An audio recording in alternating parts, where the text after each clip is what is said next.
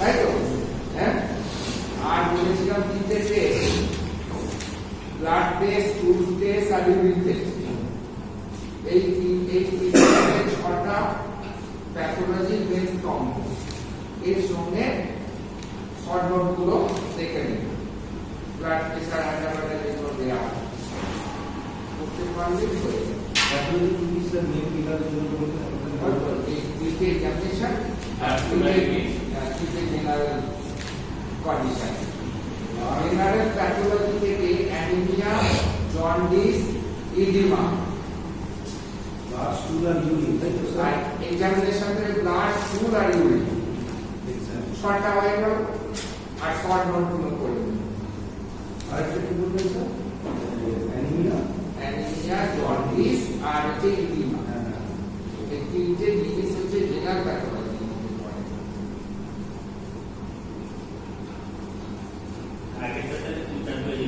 Clinical pathology. ডিএসআরটা আসবে না স্যার? ডিএসআর তো ব্লাড টেস্টের মধ্যে ডিএসআরটাও করছে, ব্লাডের মধ্যে ঢুকে গেছে। ব্লাড করেছে, ব্লাড রিগার্ডিং যতগুলো আছে সব পিসিডিসি ডিএসআর ডিএসআর মানে যে কটা আছে, হ্যাঁ, যেটাকে তোমরা হিউম্যানোলজিক্যাল এক্সামিনেশন বলা হয়। এবার সেখান থেকে আলাদা করে ডিএসআর নিতে পারবে। ডিএসআর কাকে বলে, ডিএসআর কিভাবে মাপবো, আর কোন কন্ডিশনে ডিএসআর পারে, কোন কন্ডিশনে, এই তো কোশ্চেনটা দেবে। একদম পরিষ্কার উত্তরও দেওয়া আছে। আপনি বলেও দিয়েছেন। আর অনেকবার বলাও হয়ে গেছে ডিএসআর কিভাবে মাপছি না। ঠিক আছে, এফএসএম এর মধ্যে প্রথমে যে কন্ডিশনটা আছে সেটা হচ্ছে তোমার জুরিসপ্রুডেন্স, যেটা হচ্ছে ল মেডিকেল এথিক্স এর আন্ডারে পড়ছে। সেইখানে আমাদের কিছু দেয়া আছে, মেডিকেল লিগাল ব্যাপার দেয়া আছে। তার মধ্যে একটাই আইটেম তোমাদের মধ্যে আছে, that is court in law. ঠিক আছে, কোর্ট ইন ল। আমাদের লতে যে কোর্ট আছে সেখানে দেখা যাচ্ছে যে আমাদের দু ধরনের কোর্ট রয়েছে, ক্রিমিনাল কোর্ট আর সিভিল কোর্ট। ঠিক আছে, এইবার ক্রিমিনাল কোর্টগুলোকে আমরা চারটে সেক্টরে ভাগ করছি। একটা হচ্ছে দেশের সর্বোচ্চ ন্যায় আদালত, একটা হচ্ছে রাজ্যের সর্বোচ্চ ন্যায় আদালত, একটা জেলার, আর একটা হচ্ছে মেট্রোপলিটন সিটিগুলো। এই চারটে সেক্টরে আমরা জেলাটাকে সেশন কোর্ট করছি, আর তারপরে হচ্ছে ম্যাজিস্ট্রেট কোর্ট, যেটা মেট্রোপলিটন সিটি, যেখানে 10 লাখের মধ্যে পপুলেশন বাস করছে। এই সমস্ত মেট্রোপলিটন সিটিতে একটা করে কোর্ট বর্তমান, যেমন শ্রীরামপুর কোর্ট, চন্দ্রনগর কোর্ট, হ্যাঁ, এই সমস্ত যে মেট্রোপলিটন যত সিটি আছে তাতে একটা, সেগুলো হচ্ছে ম্যাজিস্ট্রেট কোর্ট। আর আমাদের রাজ্যের যে মেন কোর্ট, সেশন কোর্ট, এটা চুচুড়া তোমার কোর্ট, সেটা হচ্ছে আমাদের ডিস্ট্রিক্টের হেডকোয়ার্টার্সে অবস্থান করছে, সদর কোর্ট, যেটা সেশন কোর্ট বলা হয়। এরকম রাজ্যের প্রতিটা হেডকোয়ার্টার্সে একটা করে কোর্ট আছে, তাদের বলতে আমরা হাইকোর্ট। যেমন আমাদের কলকাতা একটা রাজ্যের রাজধানী, সেখানে যে একটা কোর্ট আছে সেটা হচ্ছে হাইকোর্ট। আর আমাদের দেশের যে রাজধানী সেখানে একটা কোর্ট আছে, দ্যাট ইজ সুপ্রিম কোর্ট, যেটাকে আমরা সর্বোচ্চ ন্যায় আদালত। এবার দেখবে তোমাদের এতে কোর্টগুলোর কি কার্যকারিতা বা কি ক্ষমতা দেওয়া আছে। সেন্টেন্স এখান থেকে শর্ট নোট ওরালে যে শুরু করে, সেন্টেন্স কি জিনিস, সেন্টেন্স বলতে তুমি কি বোঝো, আইনে সেন্টেন্স বলতে কি বোঝো, যেটা আমরা ধরি মানে ধরবে আছে পরীক্ষাতে। সেন্টেন্স বলতে তুমি কি বোঝো?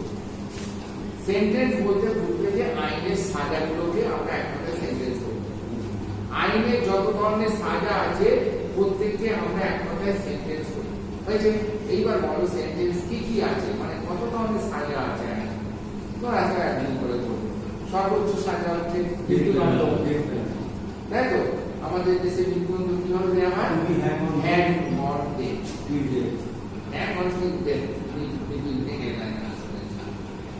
তো এটা হচ্ছে সর্বোচ্চ। এর সঙ্গে কি আছে? ইমপ্রিজনমেন্ট আছে, লাইফ ইমপ্রিজনমেন্ট আছে, ইমপ্রিজনমেন্ট প্লাস ফাইন আছে, হ্যাঁ না? এরকম বিভিন্ন সেন্টেন্স থেকে আইনে যে সমস্ত সাজাগুলো দেওয়া হয়, সেই সাজাগুলো তোমরা লিখবে যে জেল হতে পারে, জরিমানা হতে পারে, মৃত্যুদণ্ড হতে পারে। আর একটা হচ্ছে ভৎসন, মানে দেখে ওকে ছেড়ে দেবে। তাকে বলে ভৎসনা। আপনি এত বড় পজিশন আছে কি করে ইজ্জত করবেন? ওই সরকার করবেন না। দেখে আর কি একটু দাবড়ে দেওয়া হলো, সে ওর একটু সজাগ থাকবে তার পজিশন সম্বন্ধে, তার কর্ম সম্বন্ধে। রেসপেক্টের বিভিন্ন লোকেদের এটা আগে বিষয়টি করা হয়। প্রথম ভুলের জন্য তাদেরকে কোনো শাস্তি দেওয়া হয় না, এরকম ভৎসনা করে তাদেরকে মাইন্ডে তুলে দেওয়া হয়। এটা আপনার মতো লোকের পক্ষে করা উচিত। সাইকোলজিক্যাল ঠিক না। গণমান্য ব্যক্তি তাদেরকে প্রথমে ওই সিভিল এগুলোর জন্য অপরে থাকে। ঠিক আছে, সবাই ক্রিমিনাল যদি কিছু অ্যাক্টিভিটি করে ফেলে একবারে মানে সোশিও হার্মফুল কোনো ব্যাপার, তখন তার যে পজিশনে তার জায়গা হবে। বোঝা গেল? এটা গেল ফার্স্ট। দ্বিতীয় কথা হচ্ছে এপিসোডে মৃত্যু ঘটিত ব্যাপার।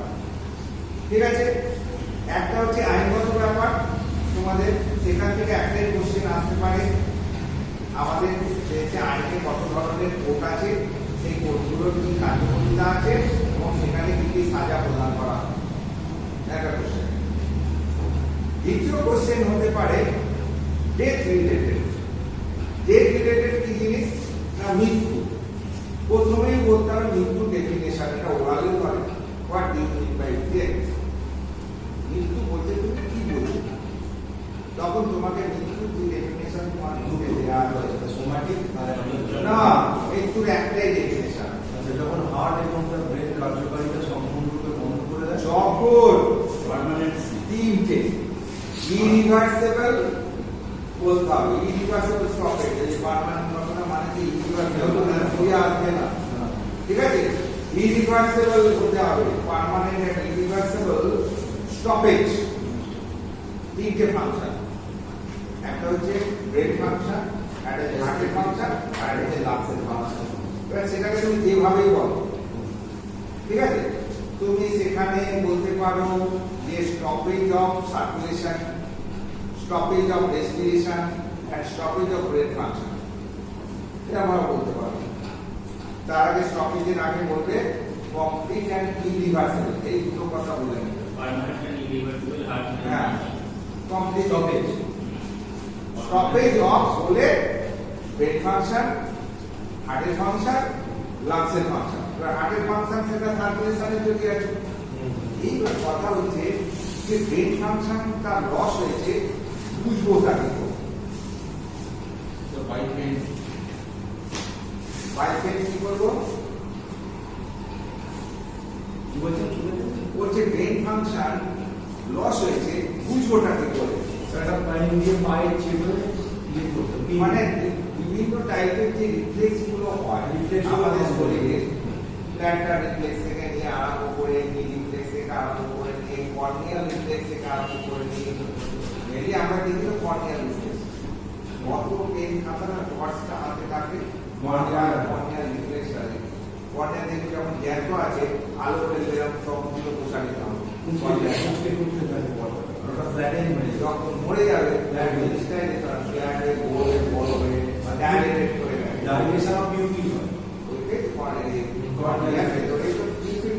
আমরা তো পিউপিলটা ওটা একটা দেখি তো কর্নিয়াল রিফ্লেক্সটা দেখি।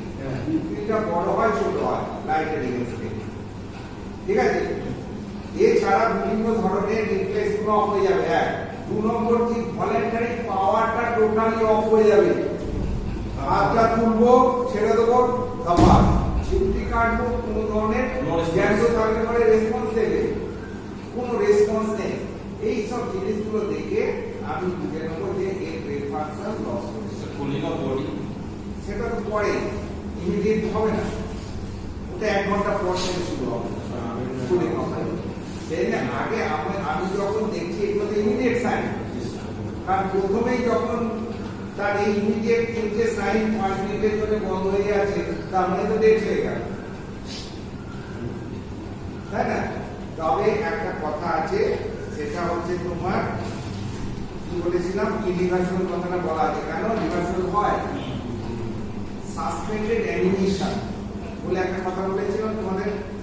সাসপেন্ডেড অ্যানিমেশন বলতে কি বলবো? ওরা এখানে আসবে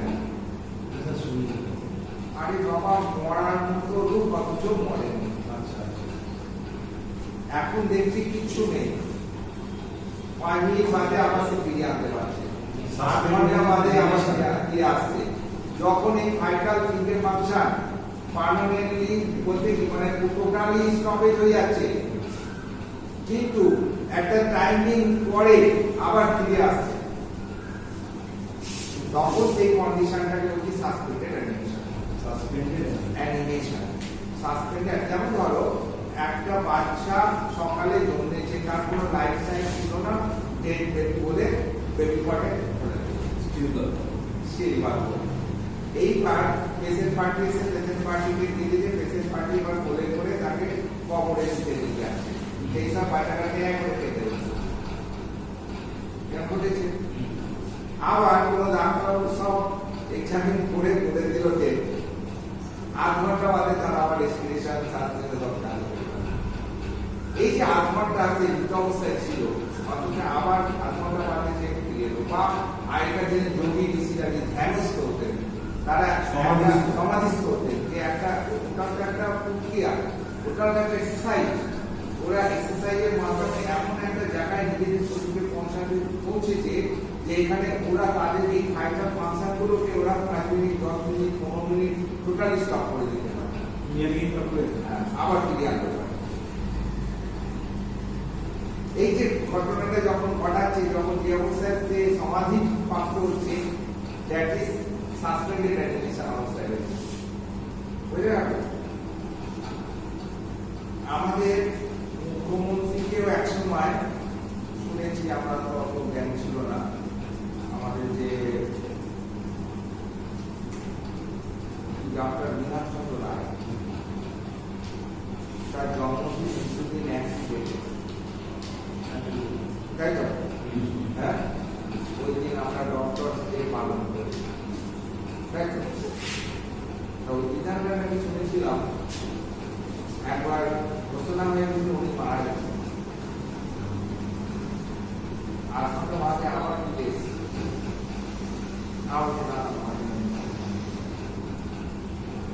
সাসপেন্ডেড অ্যানিমেশন অবস্থায় পৌঁছে গেছে, আবার চলে এসেছে। তো এইটা হ্যাঁ আবার কিছু দেখেছি। তারপরে মানে ওই জন্মদিনটা ছিল কোন দিন আমরা ডক্টর ফার্স্ট জুলাই জন্ম, 1 জুলাই। দেখে মৃত্যু সংক্রান্ত একটা কোশ্চেন তোমাদের থাকবে, what are the sign and symptom of death. একটা কথা, what is death, describe it sign and symptom. Sign symptom গুলোকে তোমরা 3টে সেক্টরে ভাগ করবে, immediate sign, early sign, late sign. Immediate সাইনের মধ্যে 3টে জিনিস ঢুকিয়ে দেবে, stoppage of brain function, stoppage of respiration, stoppage of circulation. এবার স্টপেজ অফ ব্রেন ফাংশন কিভাবে বুঝলাম, ওইভাবে বলে দিলে করা থাকলে রিফ্লেক্স লস হয়ে গেল, ভলেন্টারি পাওয়ার লস। এবার সার্কুলেশন লস থেকে কি করে বুঝবে, না পালস পাবে না, কোনো হার্টবিট পাওয়া যাবে না, ইলেকট্রনিক গ্রাফে কোনো ইসিজি কোনো ওয়েভ পাওয়া যাবে না, এইগুলো দেখে বুঝে নেবো যে সার্কুলেশন অফ হয়েছে। রেসপিরেশন কি করে অফ হয়েছে বুঝবে, না মিরার টেস্ট, ফেরার টেস্ট, হ্যাঁ ওয়াটার গ্লাস টেস্ট এগুলো করতে হবে। মানে একটা মিরারের সামনে রাখার পরে যদি বেঁচে থাকে দেখবে ভেপার করবে, মিনিমাম যদি এক্সপিরেশন হয় ওর মধ্যে ভেপার করবে, আর যদি কোনো এক্সপিরেশন না করে কোনো ভেপার করবে না। 1 নম্বর ফেরার টেস্ট, একটা পালককে এখানে রাখলে পরে মিনিমাম রিফ্লেকশন দেখা যাবে, বেঁচে থাকলে পরে সার্কুলেশনের পরে পালকটা রিফ্লেকশন হবে। আর ওয়াটার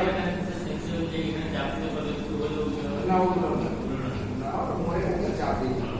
এবার হচ্ছে কি ওয়াটার লেভেল টেস্ট, একটা বুকের উপরে একটা গ্লাস জলের গ্লাস বসে দিতাম, যদি তোমার শ্বাস-প্রশ্বাস চলে রিফ্লেকশন হবে চেষ্টা এমনি, তারপরে কখন একটা পেশেন্ট করে, তো সেখান থেকে আমরা বুঝবো যে রেসপিরেশন স্টপ হয়ে গেছে, মানে কোনো ধরনের রিফ্লেকশন নেই, কোনো জল কমফর্টের আসছে, তারপরে রেসপিরেশন স্টপ। তো এইবারে এবার 3টে ইমিডিয়েট সাইন হয়ে গেল। এরপর হচ্ছে আর্লি সাইন। আর্লি সাইনের মধ্যে যে বলতো যে বডি আস্তে আস্তে ঠান্ডা হবে, একটা টেম্পারেচার গুলো যাবে, তারপর স্কিনের কালার গুলো পরিবর্তিত হবে, চোখের কালার হবে, তারপরে রাইগর মর্টিস গ্রো করবে, আর পোস্টমর্টম লিভিডিটি। এই দুটো মেন জিনিস। পোস্টমর্টম লিভিডিটি, হ্যাঁ, এই দুটো জিনিস জিজ্ঞেস করে ওখানে, বলে what do you mean by rigor mortis. মরণ সম্পর্ক। হ্যাঁ, মরার 1-2 ঘন্টা বাদে সমস্ত এইগুলো জয়েন্টগুলো স্টিফ হয়ে যায়, সমস্ত মাসেলসগুলো স্টিফ হয়ে যায়, ফলে যে পজিশনে বডি থাকে পজিশন মত হয় সেই পজিশনে থেকে যায়। এবার ধরো কারো এরকম ঘুরে মুসলিম পড়ে আছে, 1.5 ঘন্টা হয়ে গেলে পরে এই হাফ গ্রাস এরকম ঘন্টা যতক্ষণ না পর্যন্ত মলিকুলার টেক হচ্ছে। তো এইভাবে থেকে যাবে। এই যে স্টিফেনিং, এটাকে বলছি আমরা রাইগর মর্টিস। এক নম্বর রাইগর মর্টিস। 2 নম্বর যে পোস্টমর্টম লিভিডিটি, যখন যে পজিশনে পড়ে থাকছে রেস্টের অংশটাতে সারা শরীরের রক্তগুলো এসে মানে জমা বেঁধে যাচ্ছে, স্কিনের নিচে বেরিয়ে আসতে থাকে। স্কিনের নিচে যেমন আমাদের ব্রুইজ হয়, ব্রুইজটা যেমন পরে কালো হয়ে যায়, সেই রকম যেখানে যেখানে ঠেকে আছে, ধরে চিন পাতা হচ্ছে, পিঠের জায়গা নিজেতে ঠেকে আছে, কোমরের জায়গা ঠেকে আছে, হাতের এই দিকটা ঠেকে আছে, এইখানে এরকম রক্তটা জমে যাবে, স্কিনের নিচে এখানে রক্তটা জমে যাবে, পিঠে যেখানে ঠেকে আছে সেখানে রক্ত জমে যাবে। তাকে বলছি আমরা তোমার পোস্টমর্টম লিভিডিটি। পোস্টমর্টম লিভিডিটি এইগুলো সব হচ্ছে আর্লি। ঠিক আছে, বডি সরাই ব্যাপারটা লাভ হয়ে যাবে। এইবার কি ওটা ওই জায়গাটা, এবার ধরো কেউ ওটাকে ভাবলো ও অন্য করে দেবো, কেউ অন্য জায়গায় ফেলে দিয়ে দেবো, উল্টো হবে। পোস্টমর্টম লিভিডিটি আছে এইরকম ওইখানে, তাহলে যারা ইনফেকশনে যাবে বলে এসো এখানে মারে পোস্টমর্টম লিভিডিটি পুড়ে রয়েছে, তারপরে অন্য জায়গাটা তুলে নিয়ে এখানে ফেলে গেছে, তারপরে মরে এসে অন্য জায়গায়। বুঝতে পেরেছো? অর্থাৎ পোস্টমর্টম লিভিডিটিটাকে 2 ঘন্টা যদি পড়ে থাকে, পোস্টমর্টম লিভিডিটি এস্টাবলিশ হয়ে গেল, ওটা ওই পজিশনে ফেলে যাবে। এইবার তুমি ওখান থেকে নিয়ে অন্য জায়গায় সরালে পরে যদি ওই পজিশনে রাখতে পারো, কোনো ঠিকই থাকে। যারা সরাচ্ছে তারা কত কম নয়, আর পুরো মাথায় কেউ থাকে না, তখন চাপ, মানসিক চাপ ক্রিয়া করে, যা মানতে এই অনুযায়ী শান্তি করা ঠিক হয়। তো এই হচ্ছে ইমিডিয়েট। এরপরে হচ্ছে লেট সাইন। লেট সাইন মানে হচ্ছে ফেট, একটা মডেল ফেট হয়, 3টে ফেট হয়, অধিকাংশ পৌঁছে যায়। তাকে বলা হচ্ছে বিউটিফিকেশন। বডি এমনি রেখে দিলে পরে মলিকুলার টেক হবে, 48 ঘন্টা নরমালি শুরু হবে। হ্যাঁ, মানে 24 ঘন্টা পর থেকে শুরু হতে থাকবে, তারপরে 48 ঘন্টায় কমপ্লিট হয়ে গিয়ে এবার সেগুলো পচন ধরে যাবে। 3 দিনের মাথায় পচন ধরে যাবে, তাকে হচ্ছে আমরা এরা পচে যাবে, ধরে যাবে, মানে আমাদের এনভায়রনমেন্টের সাথে সব কনস্টিটিউয়েন্ট গুলো বিলীন হয়ে যাবে। Depending on the muscles and joint. It's called rigor mortis. Muscles and joint. যেটা তোমার 2 ঘন্টার মধ্যে ঘটে।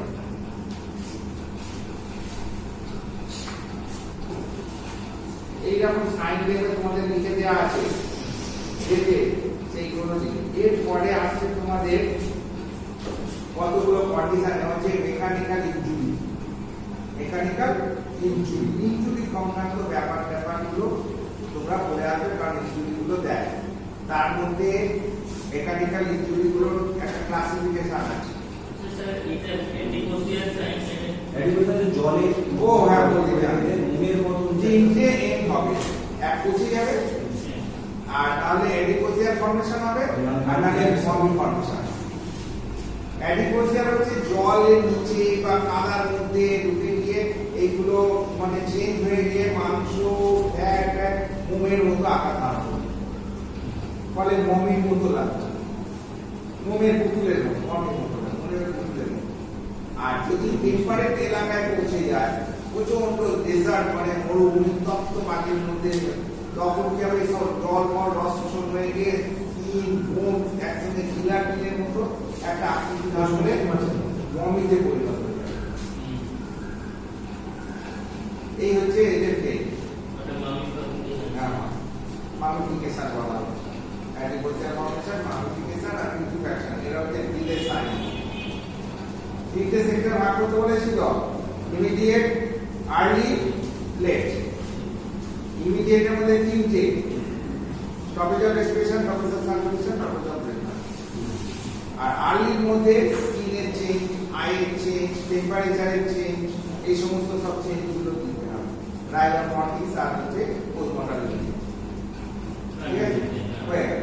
এইবার লেট সাইনের মধ্যে পচন, অ্যাডিপোসিয়াল ফর্মেশন আর হচ্ছে মাল্টিপ্লিকেশন। ব্যাস হয়ে গেল, আর কিছু লেখা হবে। আর ডেট কাজ করলে যেমন complete then irreversible stoppage of the brain function, lung function and হচ্ছে heart function। এই ডেট সংক্রান্ত ব্যাপার গেল। এরপরে যেটা আসবে ইনজুরি সংক্রান্ত। What do you mean by injury? বুঝতে পারছো?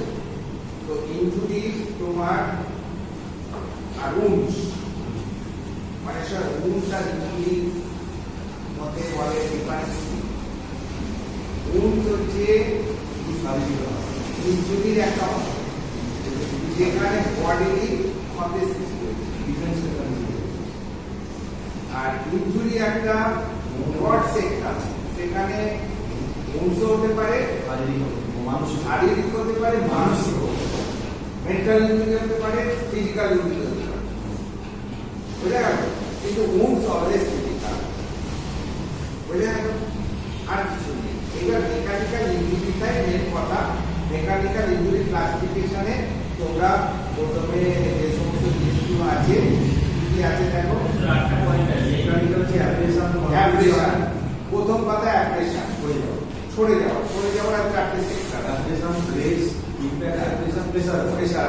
ওটা হচ্ছে স্ক্র্যাচ, অ্যাব্রেশনের কতগুলো ভাগ আছে? Scratch, grace, impact abrasion, pressure abrasion. হয়ে গেল। এইবার হচ্ছে তোমার কি ইনসাইজ, না কন্টিউশন, অ্যাব্রেশন পরে হচ্ছে কন্টিউশন, মানে বুইজ, মানে আঘাত, সলিড কোনো জিনিস এখানে লাগলো, মারবো না কিন্তু এখানটা রক্ত কালো হয়ে গেল, তারপর হচ্ছে বুইজ বা কন্টিউশন। এই একটা। তারপরে হচ্ছে কি ল্যাসেরেশন, মানে হচ্ছে যে কোনো জায়গায় কষ্টে গিয়ে স্কিনটা পুরো ডিস্ট্রাকশন হয়ে গেল। সুপারফিশিয়ালি যখন দ্যাট ইজ হচ্ছে তোমার অ্যাব্রেশন। আর ল্যাসেরেশন হচ্ছে full length of the skin destroy হয়ে যাচ্ছে, মানে একটা অংশ ছেঁচে যাচ্ছে, তাকে হচ্ছে আমরা ল্যাসেরেটেড বলি।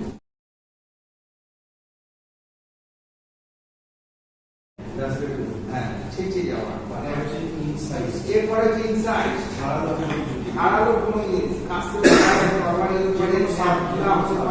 Any sharp instrument cause inside. যখন আমরা এক্সারসাইজ করছি কাট। এবার হচ্ছে স্ট্যাব, মানে হচ্ছে তোমার পেনিট্রেটিং। সেটা ধারালো অস্ত্র দিয়ে হতে পারে বা কোনো পয়েন্টেড অস্ত্র দিয়ে হতে পারে।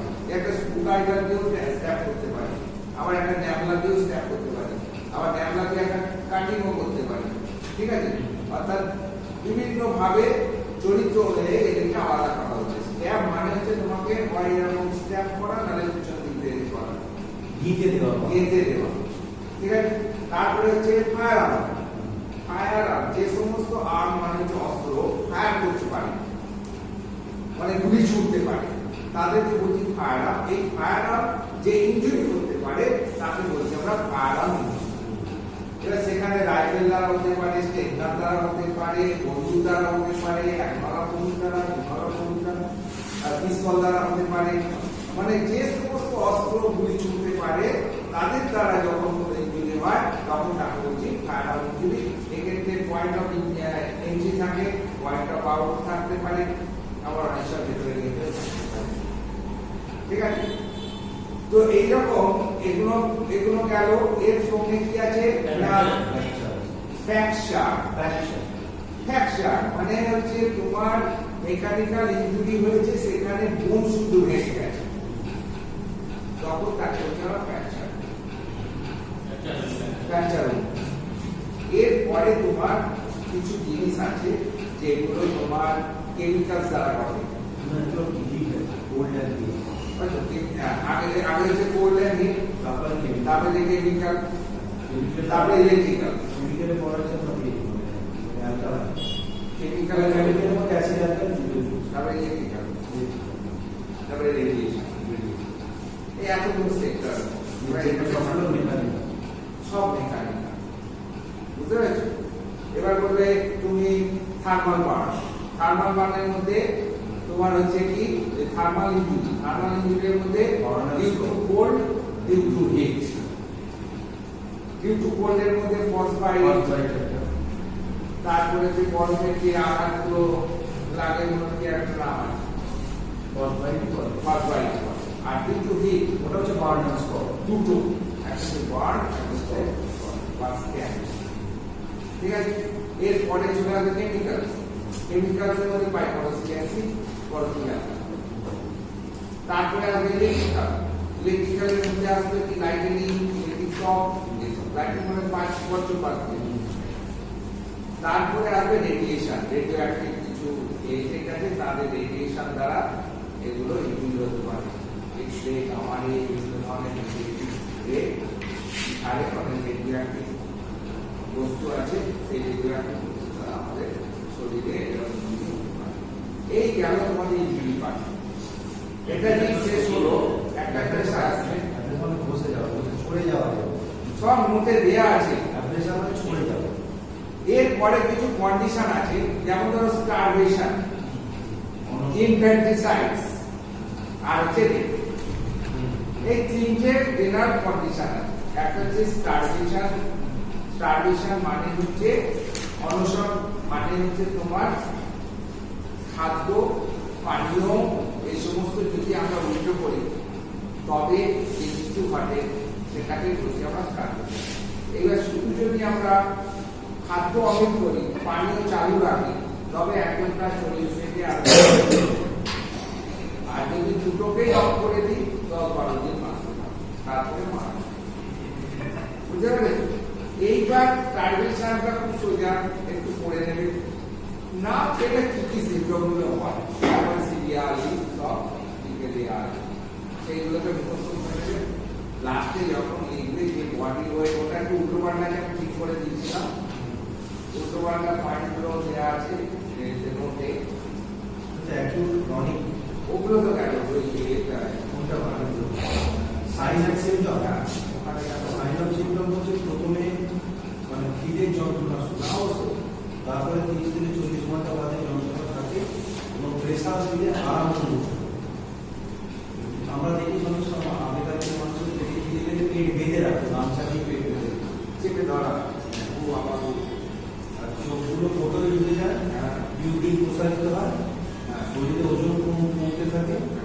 এবং এর পাশাপাশি যেটা হয় সেটা হচ্ছে যে বডি ওয়েট যখন 40% ওইটা লাস্টে হবে, তারপরে কি হবে আর কিছু নেই। হ্যাঁ ওখানে 4-5 দিন পর শরীরে জমা ফ্যাট বলতে শুরু করে, হ্যাঁ বলতে শুরু করে এবং দেহের শীর্ণতা শুরু হয়। তারপরে চোখগুলো ফোটে ঢুকে যায়, চোখের পেছনে প্রসারিত হয়। হ্যাঁ তারপরে শরীরে ওজন কমতে থাকে এবং বডি ওয়েট, এখানে আমরা ডায়াবেটিক কোনটা কমিউনিটি আছে তো লেখা সব। না, এটা এখানে ডায়াবেটিক কোনটা লেখা নেই। চোখের ফোটে ঢুকে যায়, চোখের পিউটি প্রসারিত হয়। আরো আছে পরে, না মোট 5খানা আরো আছে কোনটা, এই তো ক্ষুধা যন্ত্রণা শুরু হয়, তারপরে 30-40 ঘন্টা আরো আছে। আছে। আচ্ছা, দেহের তাপমাত্রা আস্তে আস্তে কমতে থাকে।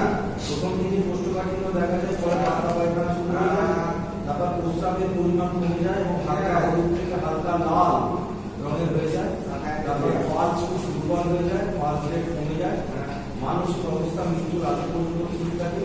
কিন্তু কোনো কোনো ক্ষেত্রে ইলিউশন,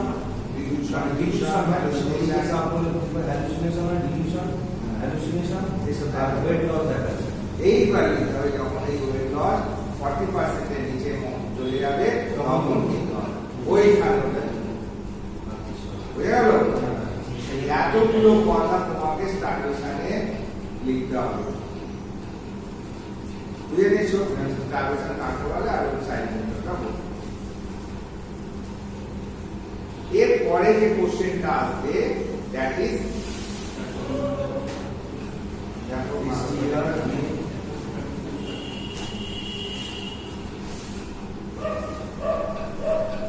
তারিখে 30 তারিখ নাগাদ হয় পরীক্ষা।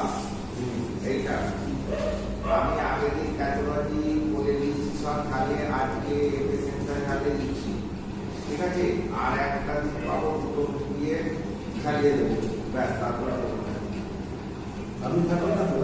পরীক্ষাটা ছাড়বো না, কোথায় যাচ্ছেন স্যার? কাশ্মীর, পাঞ্জাব, গরমের জন্য খুব ভালো। তারপরে জম্মু, এই অঞ্চলটা ঘুরবো।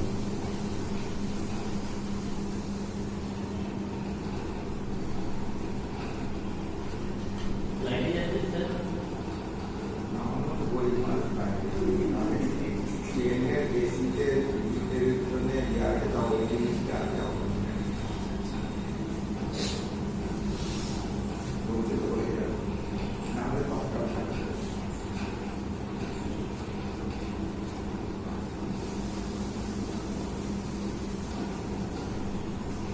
গাড়ির সঙ্গে যাচ্ছি, ঘুরে যাচ্ছি। ইয়েতে গাড়িতে সিস্টেমগুলো খুব বাইরে করে দিল। ওই 2 কিলোমিটার আগে গাড়ি না তৈরি করতে আবার 1000 টাকা ভাড়া করে যাবেন। আপনি গুলমার্গে যান, সোনমার্গে যান, 1000 টাকা করে ভাড়া।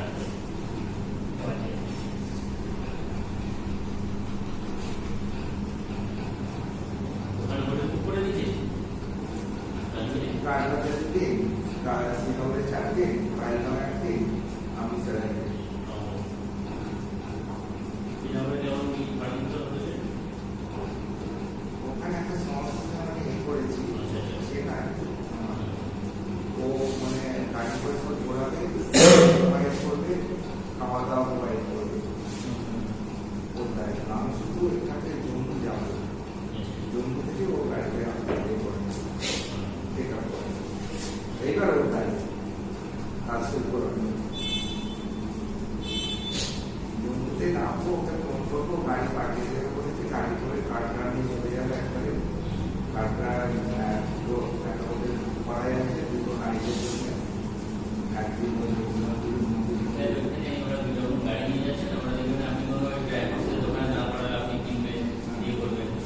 ওরা যেটা করে, ওদের দিন সঙ্গে সেটিংস আছে, সেটা থেকে না করা সব জায়গায় সেটিং আছে, সেটা তো আমি ওখানে দাঁড়াচ্ছি, গিয়ে দেখবেন একই গায়ে লাগোয়া 4টে দোকান আছে।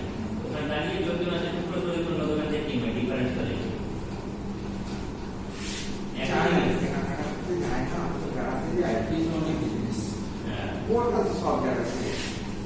ওদের সাথে আমি যখন দীঘাতে নামলাম, আমাকে বললো বিনাময়টা রিক্সা করে দিয়ে যাবো, নিয়ে গিয়ে হোটেলে ঘুরে আপনার যে হোটেল পছন্দ করবেন সেই হোটেলে যাবেন। আমার সঙ্গে 2 ঘন্টা রয়েছে, তারপর একটা হোটেল বুক করলাম, ও হোটেলের মালিকের থেকে পয়সা পেয়েছে।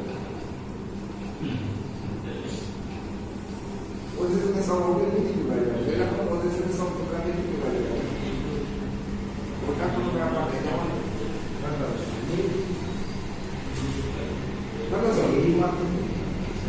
আর লাস্ট কোশ্চেন হচ্ছে তোমার ইনফ্যান্টিসাইডস আর হচ্ছে তোমার রেপ, এই দুটো থেকে দুটো কোশ্চেন থাকে। ইনফ্যান্টিসাইডস মানে হচ্ছে ইনফ্যান্টের 1 বছরের মধ্যে কোনো শিশুকে যদি মেরে ফেলা হয়, তখন তাকে বলা হচ্ছে ইনফ্যান্টিসাইডস। এটা একটা অপরাধ এবং এর জন্য আমাদের আইনে সাজা নির্ধারিত করা আছে। এইবার তোমাদের অত দূরে যেতে হবে না, তোমাদের যেতে হবে ইনফ্যান্টিসাইডের কারণগুলো কেন মেরে ফেলেছে, সেখানে ওখানে পরিষ্কার করে কারণগুলো সব লিখে দেওয়া আছে, ভালো করে পড়বে। পোভার্টি, দারিদ্রতা, অজ্ঞতা, কুসংস্কার, বারবরিতা, রাজপুতনা, এই সমস্ত বিভিন্ন কারণ দেওয়া আছে, কারা কোন কোন ধরনের বেবিকে ডিসকাশন করে। বুঝতে পেরেছো? ধরো একটা গরিব জামাতা, তার 5টা মেয়ে অলরেডি আছে, 6 নম্বরে আর একটা মেয়ে,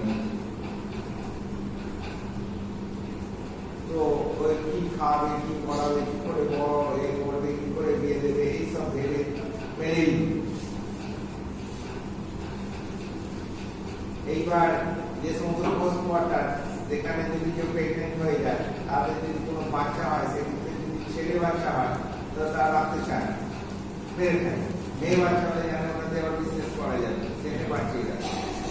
ফোর্থ কোয়ার্টার এই সমস্ত আনুমানিক বাচ্চা সেখানে যদি ছেলে বাচ্চা হয় তাদের জন্য এটা চেষ্টা এখানে মেয়ে বাচ্চা চেষ্টা পুরো পেপারটি আর কুসংস্কার যে স্বপ্ন পেয়েছে তোদের মুখ থেকে বাচ্চাটা আসবে আমার এতে গলি দিয়ে গেছে তবে তো সিদ্ধি লাভ হবে। তো যে বাচ্চাটা হলো মেয়ের মায়ের ওখানে গিয়ে বলি চলি সেটাও ক্রাইম ধরা পড়লে পরে তার শাস্তি হবে। তো এইভাবে বিভিন্ন কারণ ওখানে দেয়া আবার অনেক সময় মানে হিংসা প্রবণতা থাকতে পারে। ধরো একটা ছেলে একটাই ভাই তাদের একটাই বড় বাবুর একটাই ছেলে আপনারা ছেলে তুলে নিয়েছে বা ভাইয়ের ছেলে তুলে নিয়েছে একটা ভাই পরিসব পাবে। এমন সময় ধরো মানে কাকা যখন 50 বছর বয়স তখন একটা ছেলের জন্ম হয়ে গেল ভাই বলে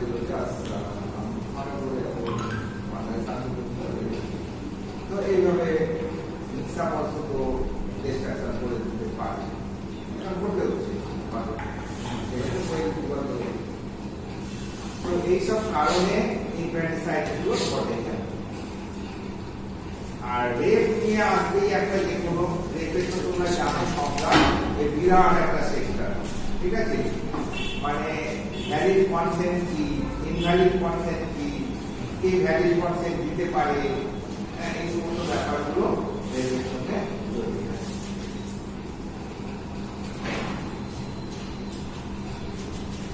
এই গেল তোমাদের এফএসএম এর কোনো কোশ্চেন আছে তোমার কাছে? আগে বছরের বা তার আগে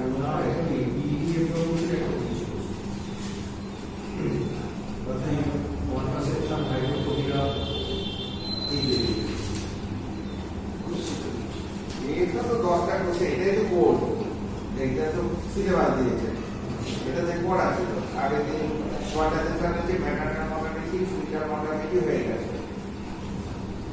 আজকে কিছু নিয়ে করাবো, তোমার রোগ করাবো, যেমন হচ্ছে তোমার ইনফ্লুয়েঞ্জা আছে আর ডেঙ্গু, এই দুটো ভাইরাল রোগ আছে। ডেঙ্গু আছে তো? ডেঙ্গু হ্যাঁ ডেঙ্গু আছে, ডেঙ্গু আছে। Final symptoms management of dengue. Dengue আর ইনফ্লুয়েঞ্জা দুটো রোগ আছে। এটা সিলেবাস না স্যার? হ্যাঁ, এটাই সিলেবাস কোশ্চেন। আবার এইখান থেকেই সব থাকবে, কি এটাই থাকবে, তুই 10টার উত্তর দিয়ে দিবি। এমটি এক্সামটা এখন হবে না? না, এটা এখন হবে না, এটা পরে হবে। এটা তো সবে চালু করেছে, এটা এখন পড়া শেষ হয়েছে। আমরা তো প্রথম দিকে মোটামুটি ফ্যামিলি ওয়েলফেয়ারের ওই মানে ফ্যামিলি ক্রাইসিস ছিল ওইগুলো সম্বন্ধে জেনেছিলাম। তারপরে আমরা ক্লাস হওয়ার পর আমাদের কাছে এটা এলো, তখন ফান্টাস্টিক যত পদ্ধতিগুলো আছে তাকে আলোচনা হলো। আগের দিনকে আমরা ম্যাটারনাল মর্টালিটি, ফিজিক্যাল মর্টালিটি এবং তাদের কারণগুলো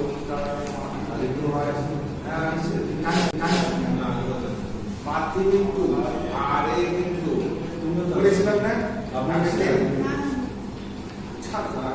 আগে দিনের সাথে শুরুটা সে ছবিটা ম্যাটারনাল মর্টালিটি, ফিজিক্যাল মর্টালিটি বলিনি আগে দিন। ছবিটা তুলে ভালো করে তুলবি।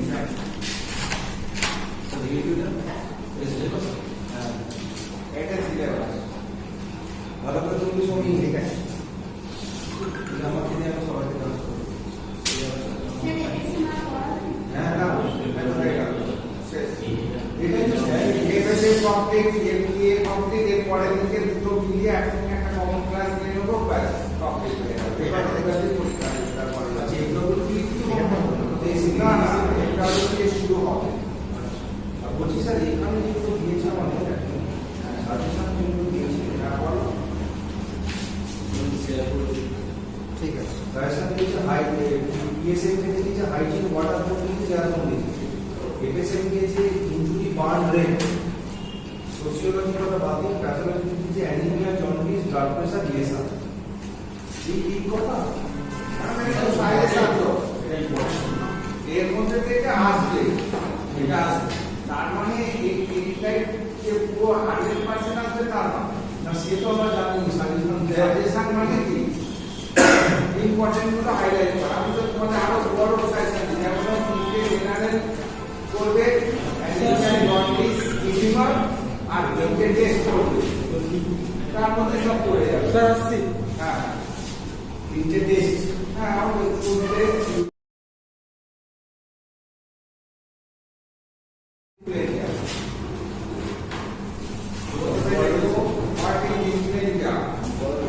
এটা মনে আছে দাদা?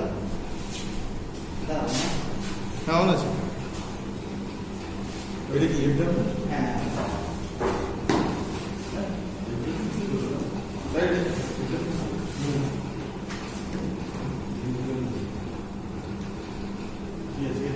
देखो it is an acute infection.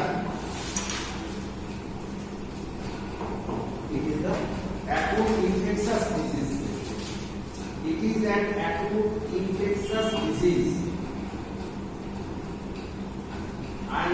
INFECTIOUS infectious disease.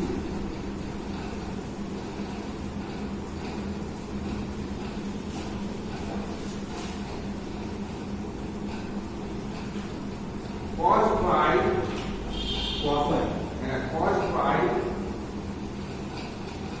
influenza virus.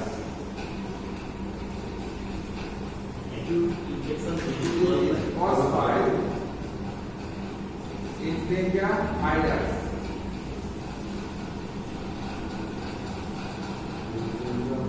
And characterized and clinically characterized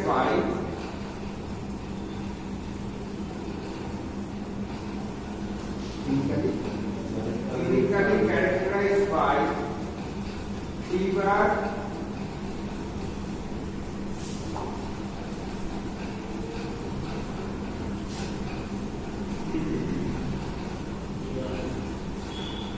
pain and ache all over the body. Fever, pain and Pain and ache all over the body. ACH. ACH. Pain and ache all over the body.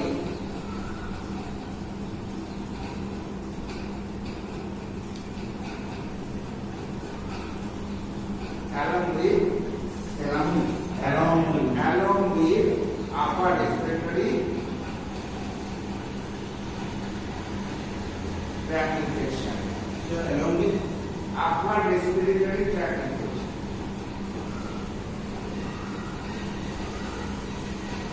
এটা গেল respiratory infection.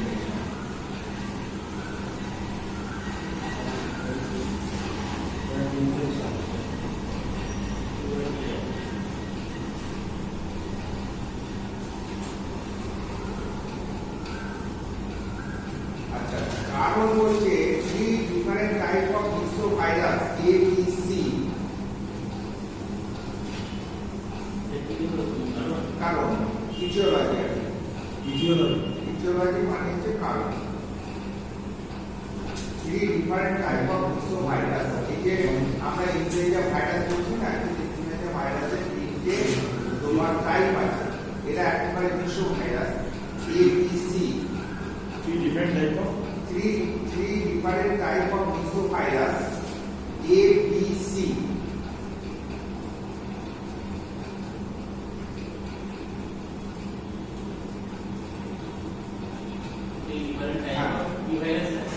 Myxovirus, MYXOVIRUS, myxovirus A, B, C.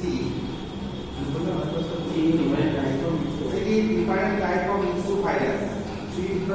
হ্যাঁ, তিন প্রকারের আলাদা প্রকৃতির myxovirus A, B, C are responsible for this disease. হ্যাঁ, myxovirus তিন প্রকারের নাম হচ্ছে myxovirus A, myxovirus B, myxovirus C. সেখানে একবারে লিখে দিচ্ছি myxovirus A, B, C are responsible for this disease.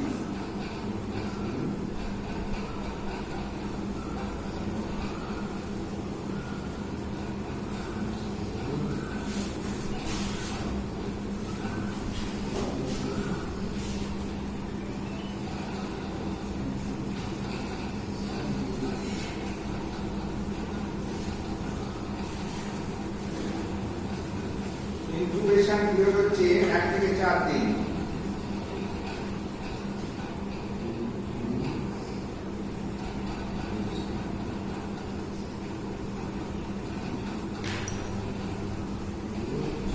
Days. 3 to 4 days। আচ্ছা, এর ক্লিনিক্যাল ফিচার্স হচ্ছে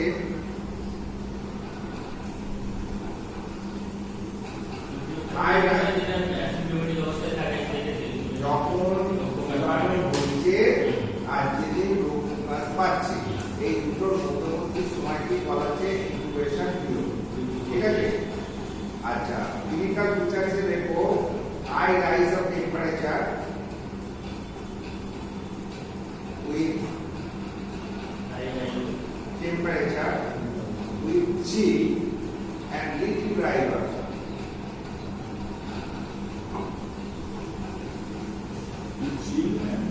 Little driver, R-I-G-O-R, R-I-G-O-R, driver। Malaria যখন প্রচন্ড driver হয়, হালকা একটু কাপড় থাকে। Chill with little driver। হলো 2 নম্বরে দেখো A and pain all over the body। হ্যাঁ, all over the body।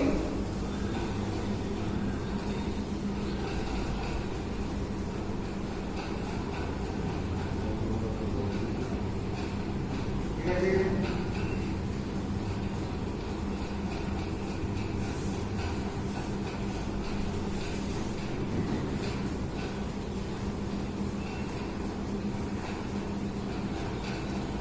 তারপরে দেখো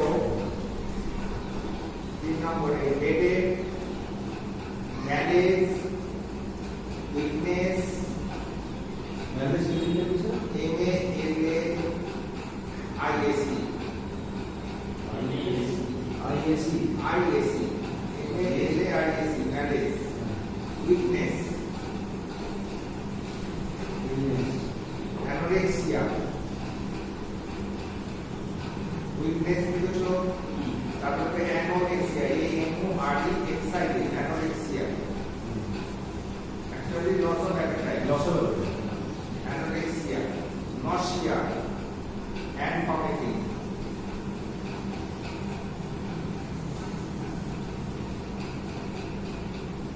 তারপরে দেখো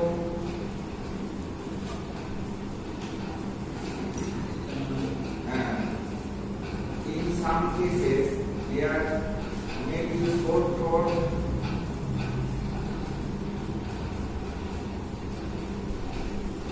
Maybe some.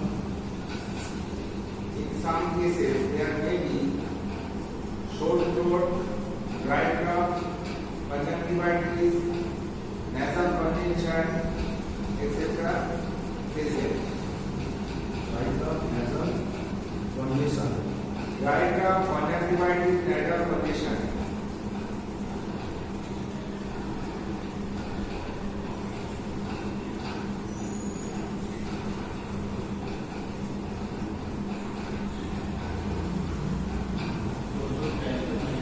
হ্যাঁ,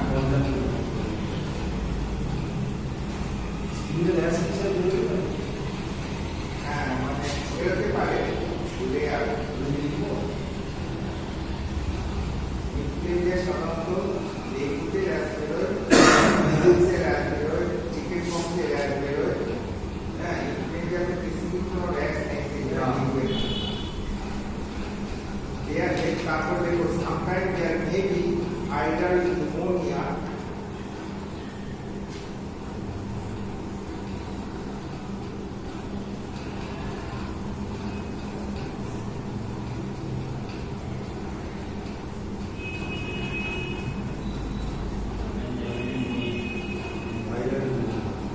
আইদার নিউমোনিয়ার মতো সিমটম সামটাইম দেখতে পাওয়া যায়।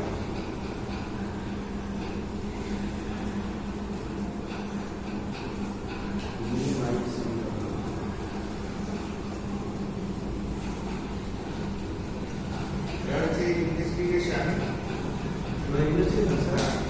এবার তিনটা ফিচার দেওয়া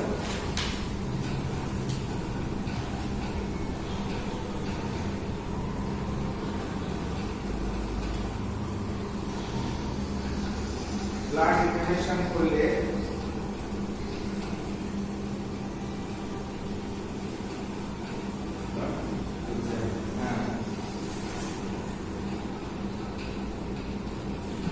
লিউকোসাইটোসিস আলাদা তো ব্লাড এক্সামিনেশন অফ ব্লাড ইনভেস্টিগেশনে ব্লাড এক্সামিনেশনে আমরা পাবো leucocytosis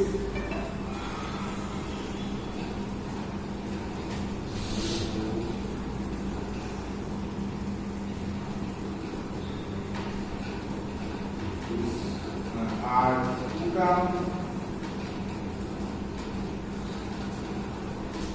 and short swab leucocytosis leucocytosis মানে যে কোনো ইনফেকশনে লিউকোসাইট কাউন্ট বাড়ে সেক্ষেত্রে লিউকোসাইট কাউন্ট হয় যাকে একটা লিউকোসাইটোসিস এটা লিউকোসাইটোসিস না লিউকোসাইট থাকে লিউকোসাইট হ্যাঁ মেনলি বাড়ে লিউকোসাইট মানে এর bacteria leucocytosis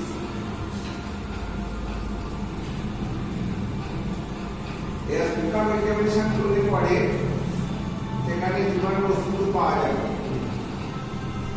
examination of sputum May reveal the pathogenic organism তো স্টুডেন্ট ফোর্স সব বলে হয়তো এই যে sputum and food swab may reveal pathogenic organism. Reveal pathogenic organism. মানে ইনফ্লুয়েঞ্জা ভাইরাসের অস্তিত্ব দেখতে পাওয়া যায়। কি নাম বলছেন স্যার হ্যাঁ, প্যাথোজেনিক নাম কোন বলতো মে রিভিল প্যাথোজেনিক অর্গানিজম।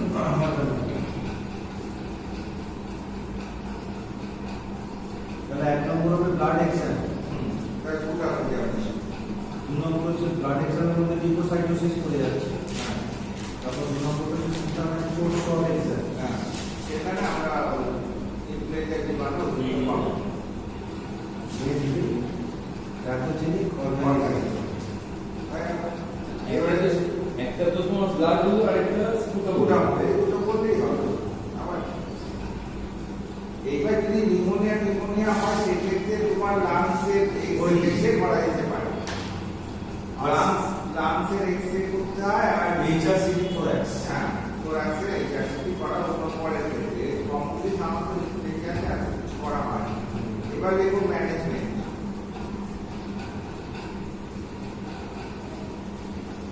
এই যেহেতু এটা ব্যাকটেরিয়া ভাইরাল ইনফেকশন সেইগুলোতে স্পেসিফিক কোনো ওষুধ নেই।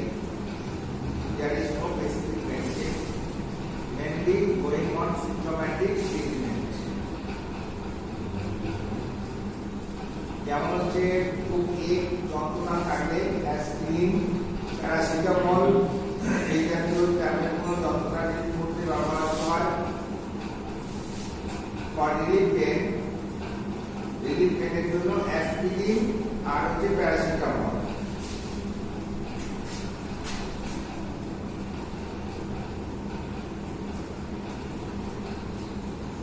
তার আগে লিখবে বেড রেস্ট। রেস্ট হচ্ছে মেন চিকিৎসা। Bed rest and plenty of water take, মানে হচ্ছে জল বেশি করে খেতে দিতে হবে আর রেস্টে রাখতে হবে। অ্যাসপিরিন আর প্যারাসিটামল জাতীয় পেন কিলারগুলো দিতে হবে যাতে এই যন্ত্রণাগুলো কমে। আর যদি সেখানে সেকেন্ডারি ব্যাকটেরিয়াল ইনফেকশন হয় তখন অ্যান্টিবায়োটিকের help. Sir plenty of water plus ওয়ারিস তো দেয় ওয়াটার তো জল ওয়াটার ব্যালেন্সটা মেনটেন করে একটু জল দিয়ে সারতে হবে। আর কাপ ফুড থাকে খুব প্রোটিন সালফেট দিয়ে কাপটাকে ডিল করতে হবে। For cup protein sulphate as a cup syrup. For cup, protein sulfate may be used as a cup syrup. If there is secondary infection, then antibiotic may be helpful. For second antibiotic. Cup syrup এর করতে হয় এবার যদি secondary bacterial infection থাকে তবে ফরস্পেক্ট্রাম antibiotic use করতে হবে। আর যদি সিভিয়ার নিউমোনিয়া এফেক্টেড হয় এবং সেখানে সিওপিডি অ্যারাইজ করে তখন অক্সিজেন থেরাপি দিতে হবে।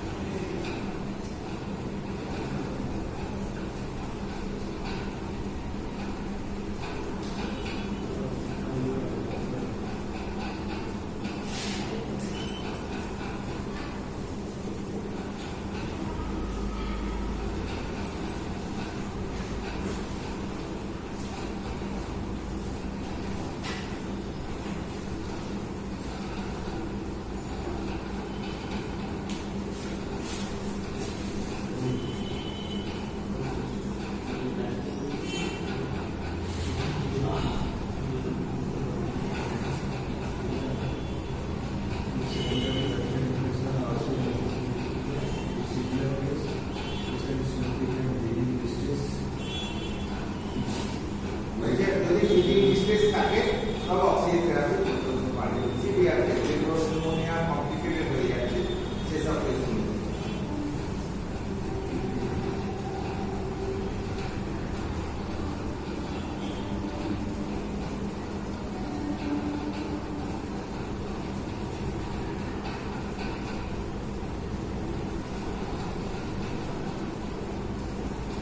হয়েছে এই ডিগ্রি হবে। এবার হচ্ছে তোমার ডেঙ্গু নিয়ে একটা কোশ্চেন আছে। কত নম্বর কোশ্চেনটা ডেঙ্গু? আর tension of cause syndrome and management of dengue fever.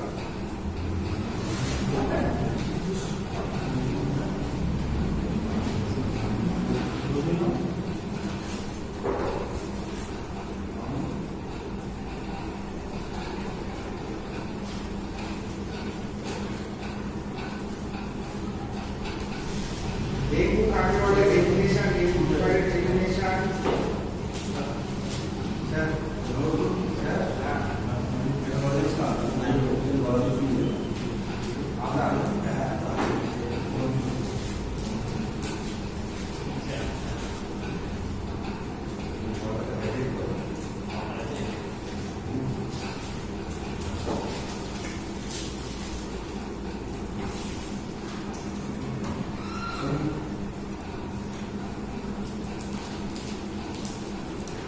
देखो डेंगू काके बले? डेंगू डेफिनेशन देखो।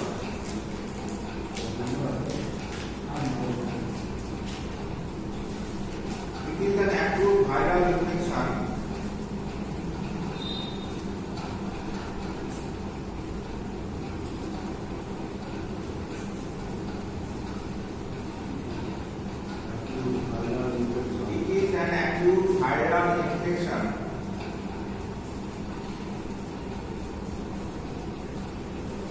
with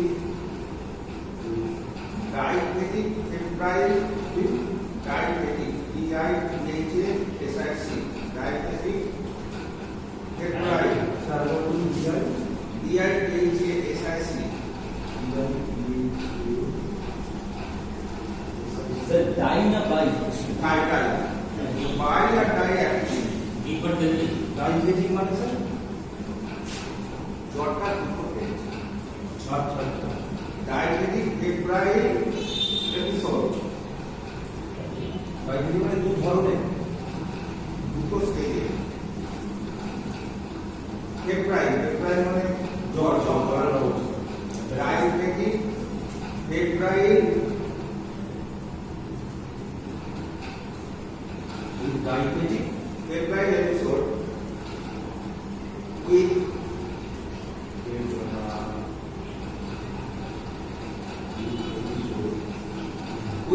severe headache,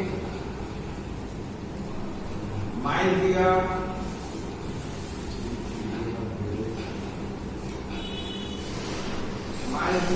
back pain, মাইন্ডিয়া myalgia, myalgia মানে muscular pain.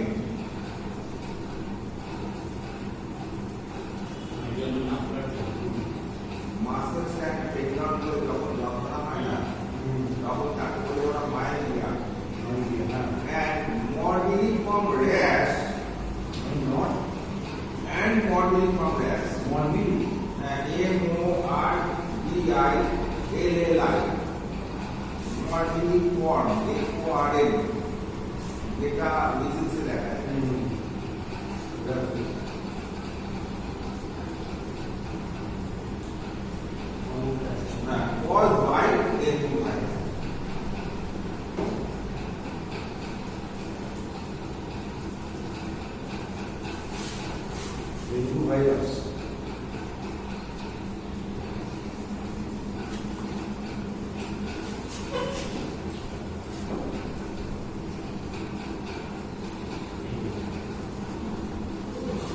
তারপরে দেখো দিস ভাইরাস কিছু লাগে কারণ হচ্ছে ডেঙ্গু ভাইরাস, তাই তো? তার মানে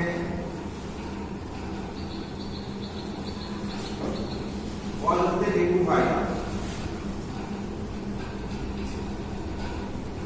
It is usually harbored by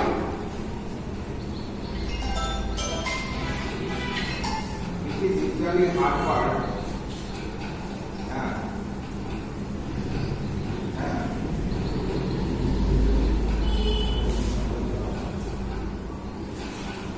This is usually HARBOURD harbored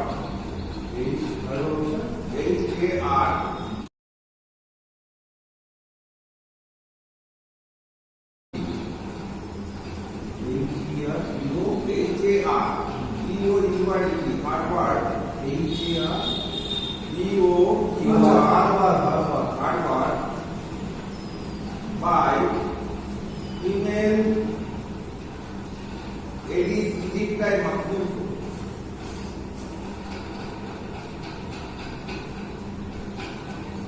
Female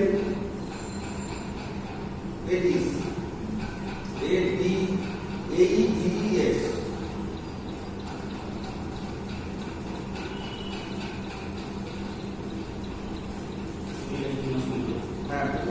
aegypti AEGYPTI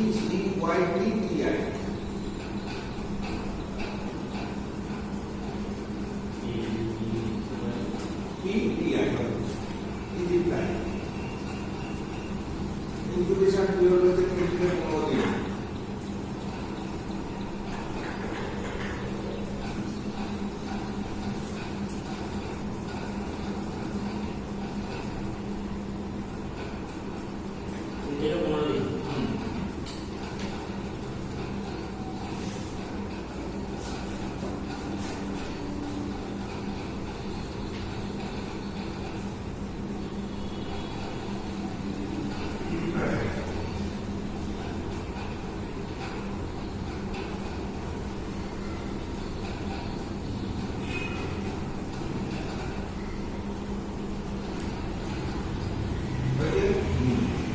এটা 15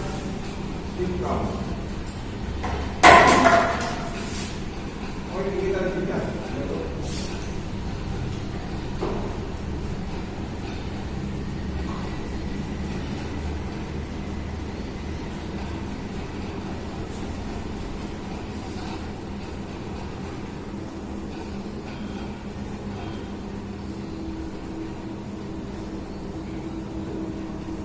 Temperature is high.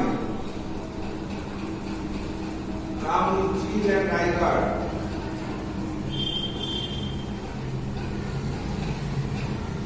temperature high. Comes with chill and tiger. Comes with কাপুনি দিয়ে সিট করে কাপুনি দিয়ে আসে।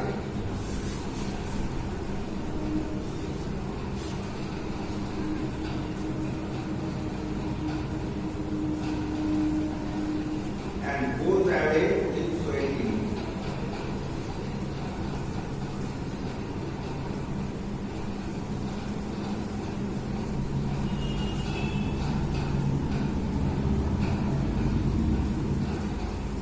তারপরে serious frontal headache.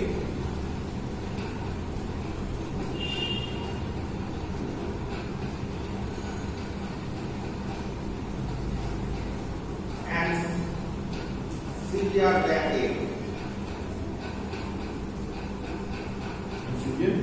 Backache. মাথায় যন্ত্রণা, কোমরে যন্ত্রণা।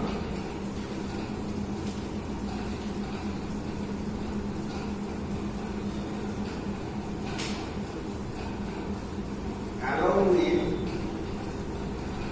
there is also severe pain in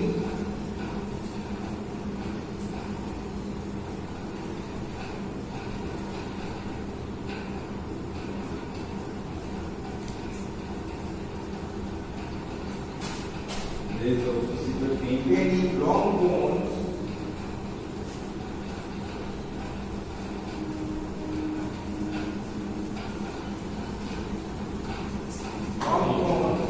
ligaments and tendon.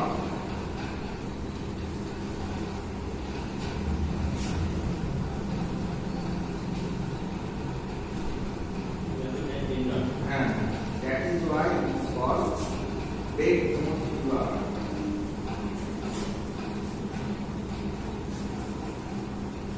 That's why it is called breakbone fever.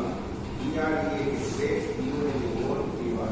ডেঙ্গুকে হাড় ভাঙা জ্বর বলা হয়, কেননা এইরকম জ্বরে প্রচন্ড যন্ত্রণা হয়, মাসলসের যন্ত্রণা, বোনসের যন্ত্রণা, ইভেন টেন্ডন লিগামেন্টগুলো ছিঁড়ে যাবে, ভেঙে পড়ছে, হাড় ভেঙে যাবে এবং হাড় ভাঙা জ্বর হবে না, যেটা হচ্ছে ডেঙ্গু হচ্ছে হাড় ভাঙা জ্বর, ব্রেকবোন fever.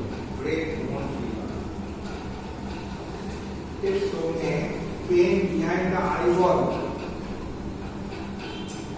pain behind the eyeball, due to ciliary muscle involvement. Ciliary muscle গুলো involvement চোখের ভিতরে আইবলের মতো যন্ত্রণা হয়, কিন্তু ciliary muscle involvement.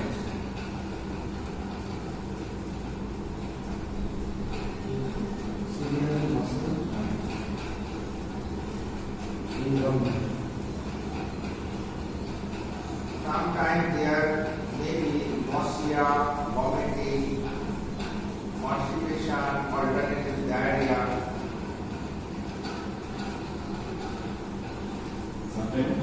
Sometimes there may be nausea, vomiting, diarrhea.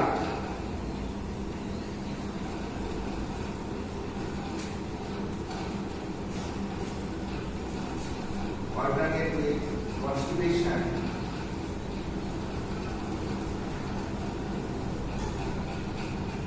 Maybe there may be alternate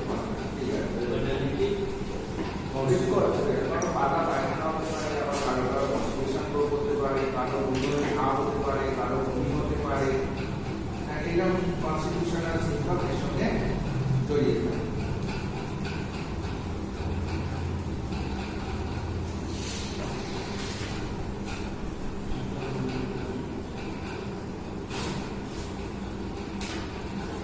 এবার on examination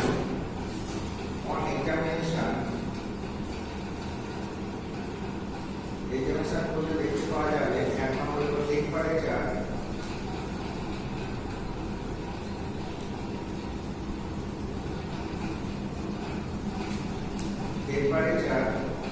স্যার এখানে dengue কি ডেটা দেখাচ্ছে না, র্যাশটা বডি র্যাশ আসছে তো এবার on examination-ই তো দেখতে পাবো। আচ্ছা এখন তো সিম্পটম বলবো, এবার এক্সামিনেশন করে আমরা কি দেখতে পাবো না, temperature is raised,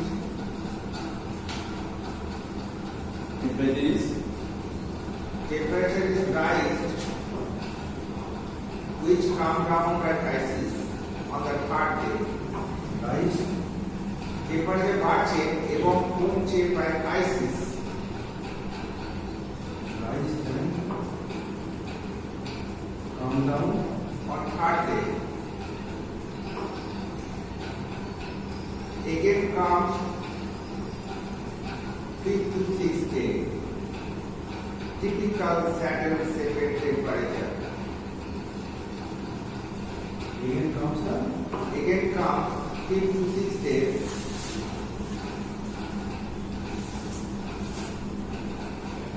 giving a typical saddle shaped temperature curve. Very important. Giving a typical saddle set temperature আসছে, প্রথম 2 দিন থাকার পরে ক্রাইসিসে নেমে যাচ্ছে, মানে হঠাৎ করে নেমে যাওয়াকে ক্রাইসিস বলে, আস্তে আস্তে নেমে যাওয়াকে লাইসিস বলে। টেম্পারেচার নেমে যাওয়ার দুটো পদ্ধতি আছে, একটা হচ্ছে ক্রাইসিস আর একটা হচ্ছে লাইসিস। ক্রাইসিস মানে হচ্ছে হঠাৎ করে ডাউন হয়ে যাচ্ছে, আর লাইসিস মানে ধীরে ধীরে ধীরে ধীরে কমছে। আচ্ছা come down on third day crisis again না, নম্বর দিনে ক্রাইসিস হয়ে নেমে গেছে টেম্পারেচার হলো তারপরে আবার 5-6 দিনে আবার এগেন আসছে টেম্পারেচারটা 3 to 6 days giving the typical saddle shaped temperature curve SADTL saddle SHFTED shaped temperature curve card C আর কার্ড curve CURV curve হয়ে গেছে হয়ে গেছে তো স্যাডেল shaped temperature curve এঁকে নাও এই হচ্ছে টেম্পারেচার এই হচ্ছে দিন ঠিক আছে 1 দিন 2 দিন 3 দিন 4 দিন 5 দিন 6 দিন 7 দিন 8 দিন ঠিক আছে এদিকে হচ্ছে তোমার টেম্পারেচার নরমাল 99 100 101 102 103 104 506 ঠিক আছে হঠাৎ করে টেম্পারেচার উঠে গেল হাই হাই তারপরে 3 দিনে ক্রাইসিসে নেমে গেল নেমে নরমালে এলো না ম্যালেরিয়া হলে নরমালে এসে গেছে তারপর অল্প 101 100 101 100 এরকম এটা হচ্ছে 1 2 3 4 5 5 6 এদিন আবার অল্প করে উঠে গেল তারপরে এবার আবার এই 6 দিনে যখন উঠলো এইখানে 6 দিনের মাথায় র্যাশ দিল র্যাশ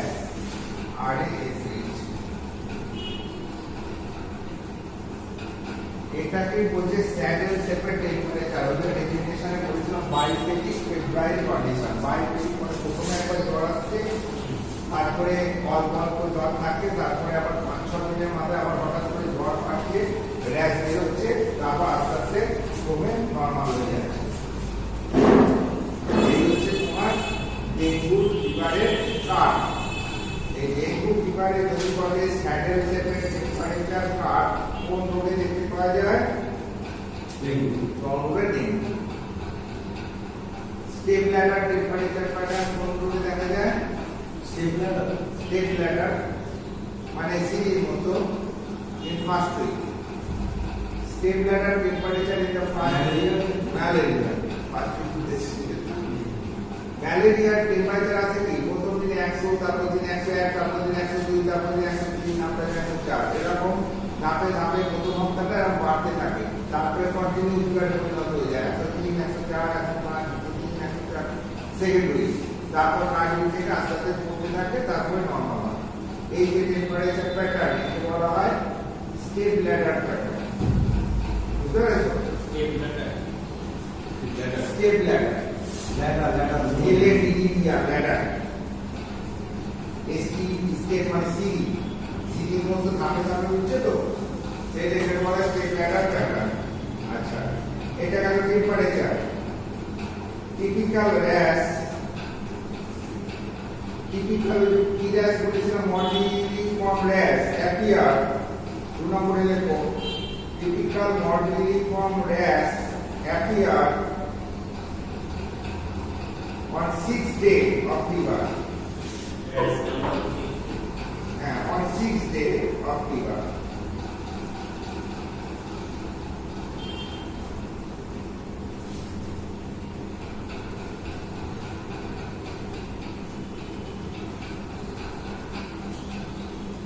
মিজেলসের র্যাশ দেখেছো ওইটাকে বলে মডিউলিফর্ম র্যাশ মানে ঘামাচির মতো উঠবে মিস্টার পাথর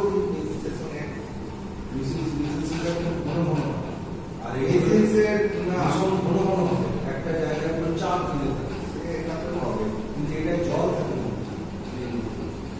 মিজেলসের পার্থক্য এটাই গ্যাসের মিজেলস হচ্ছে প্রথমে আগে সেন্ট্রালি একটা মানে আগে মুখ তারপরে বডি তারপরে তোমার হাতে পায় আর এর হয় আগে হাতে পায় হ্যাঁ এর হয় আগে হাতে পায় কিন্তু হ্যাঁ, এটা কি বুঝতে পারছেন? বিশেষ তো হ্যাঁ হ্যাঁ হ্যাঁ হ্যাঁ জলে উঠে হবে না বডি থাকবে তারপরে হাতে পায় না এর উত্তর দিতে হবে মিসেস যে পথে আসবে তার অপোজিট ওয়েতে হবে ডেঙ্গু অর্থাৎ ডেঙ্গুর আগে হাতে পায়ে দেখা দেবে এই আশাগুলো মর্দিনী প্রবলেম ঘামাচির মতো উদ্বেগই দেখা দেবে বুঝতে পেরেছ আচ্ছা 3 নম্বরে বলি generalized lymph adenopathy generalized lymph adenopathy, particularly in cervical region, are common. সারা শরীরে লিম্ফ হতে পারে কিন্তু সার্ভাইকাল লিম্ফগুলো মেনলি কমনলি হয় generalized lymph adenopathy. Lymph adenopathy, LYMPH, lymph ADENOPATHY, একটাই কথা lymph adenopathy. মানে ঘাড়ের ডিজাইনগুলো বেশি Generalize সারা শরীরেই হয় specially but particularly in the cervical region is very common particularly cervical region is very common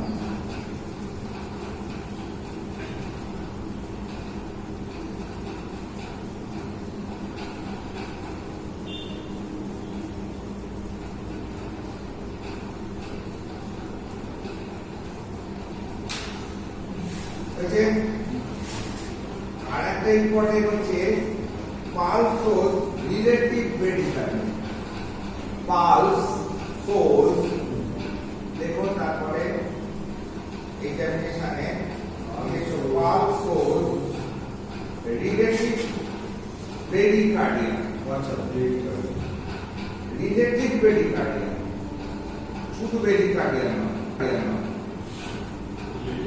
relative band relative bradycardia. Pulse source relative bradycardia. কমে যাওয়া বলছে একটা পরে বলছে একটু আরেকটু পরে লিখে নাও here may be delirium, insomnia, asthenia, যেটা বলি স্যার delirium, ইরিডিয়াম হ্যাঁ, Vivarium. delirium, delirium, delirium, delirium, insomnia, ইন্ড্রোম ডিলিরিয়ামটা কি delirium মানে হচ্ছে এক ধরনের hallucination, ও আচ্ছা আচ্ছা delusion, illusion, hallucination, এগুলো এক কথায় বলে delirium. ভুল বকতে পারে, শুনতে পারে, সাতটা বলে দেখাতে পারে, এইসবগুলো একসাথে আমরা বলি delirium. ইনসমনিয়া মানে হচ্ছে ঘুমের অভাব আর হচ্ছে অ্যাস্থেনিয়া বা ভেরি উইকনেস যেটা বলে খুব দুর্বল ভাব অ্যাস্থেনিয়া হ্যাঁ অ্যাস্থেনিয়া খুব দুর্বল ভাব খুব দুর্বল ভাব স্কিন আর লিভার ডিলিট কালচার skin and skin and spleen, Liver. not skin. Spleen আর লিভার যেমন ম্যালেরিয়াতে খুব বেশি পরিমাণে বেড়ে যায় এই ক্ষেত্রে প্যালপেট থাকতে পারে মানে বাড়তে পারে এটা স্পাইনোমেগালি অথবা হেপাটোমেগালি হতে পারে কিন্তু মেগালি বলবো না মেবি এনলার্জ মেবি এনলার্জ মেগালি মানে অনেক বড় মেবি এনলার্জ যেমন লিউকেমিয়া যে সবচেয়ে স্প্লিনোমেগালি বেশি হয় লিউকেমিয়া সবচেয়ে বড় মানে এইখান থেকে নাতি থেকে বাকি থেকে এক কথা চলে আসতে পারে আর হচ্ছে accommodation, loss of accommodation due to ciliary muscle development করেছে loss of accommodation তারপরে দেখো লস অফ অ্যাকোমোডেশন হ্যাঁ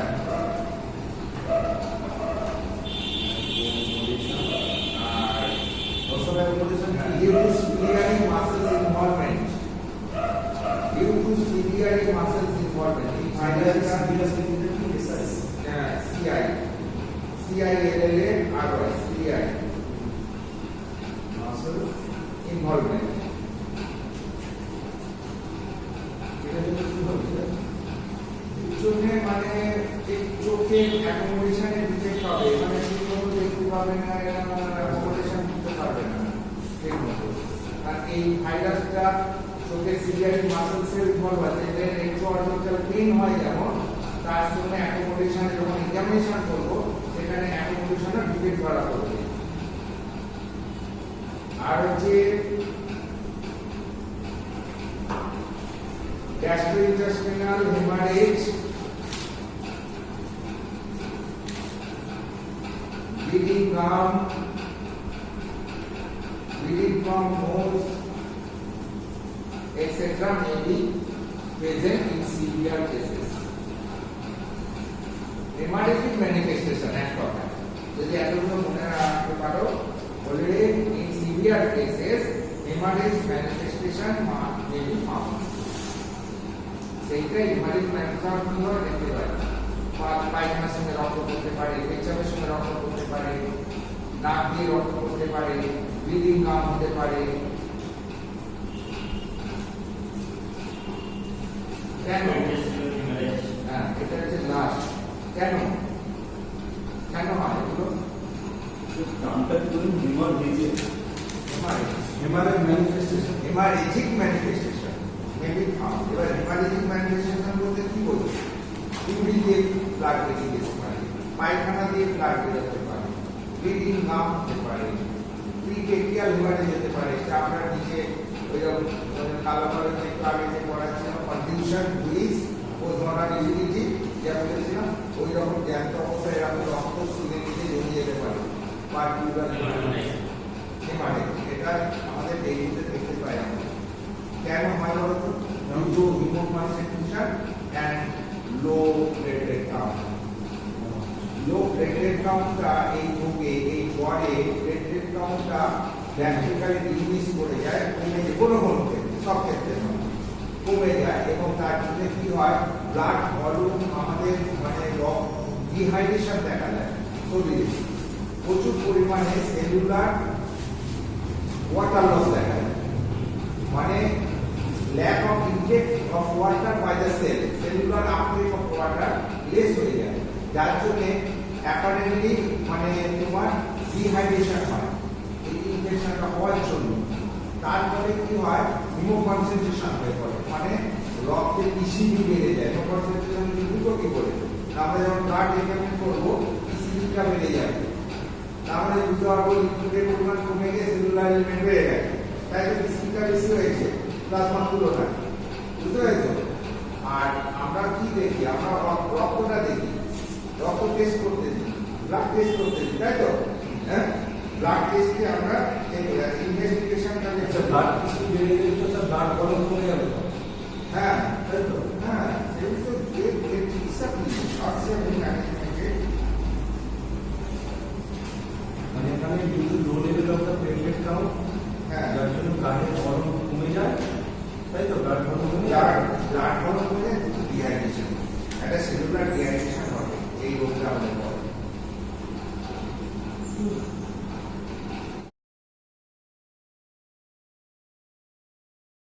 আমাদের বোঝালাম, ওখানে বলা দরকার নেই, বলবে ওখানে ব্লিডিং ম্যানিফেস্টেশন করতে পারে, হেমারেজিক ম্যানিফেস্টেশন হতে পারে। সেটা কিভাবে প্রকাশ পায়? না, ব্লিডিং গাম হতে পারে, ইউরিন দিয়ে রক্ত বেরিয়ে যেতে পারে, হিমাচুরিয়া, তারপরে হচ্ছে তোমার পায়খানা দিয়ে তোমার রক্ত বেরোতে পারে, এই সমস্ত হেমারেজ। অ্যাপিথেলিয়াল হেমারেজ হতে পারে, মানে স্কিনের নিচে রক্ত জমে যেতে পারে, তারপরে পিটেকিয়াল হেমারেজ।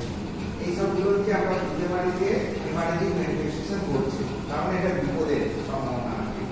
সঙ্গে সঙ্গে ইমিডিয়েটলি যদি আপনি মেমোরিয়াল হসপিটালে পাঠানো হয়, ইনভেস্টিগেশনে আমরা ব্লাড ইনভেস্টিগেশন করলে পরে পেয়ে যাব, সেক্ষেত্রে আমরা NS1 অ্যান্টিজেন কার্ড দিতে আমরা পজিটিভ পাবো 3 দিনের মাথাতে। NS1 antigen examination, blood examination of blood for NS1 antigen. হ্যাঁ, আর হচ্ছে তোমার থাকবে হ্যাঁ, থাকে তো পজিটিভ বলা, আমরা তো অত বলার দরকার নেই, মানে NS1 অ্যান্টিজেন লিখুন, PCV লিখুন, দেখা হয় ইসিজি তারপরে হ্যাঁ ইসিজি খুব ইম্পর্টেন্ট ভ্যাকসিন দেখুন ভ্যাকসিন বলো ভ্যাকসিন বলা অবস্থা বেড়ে যায় প্লেটেড কাউন্ট ডিক্রিজ করবে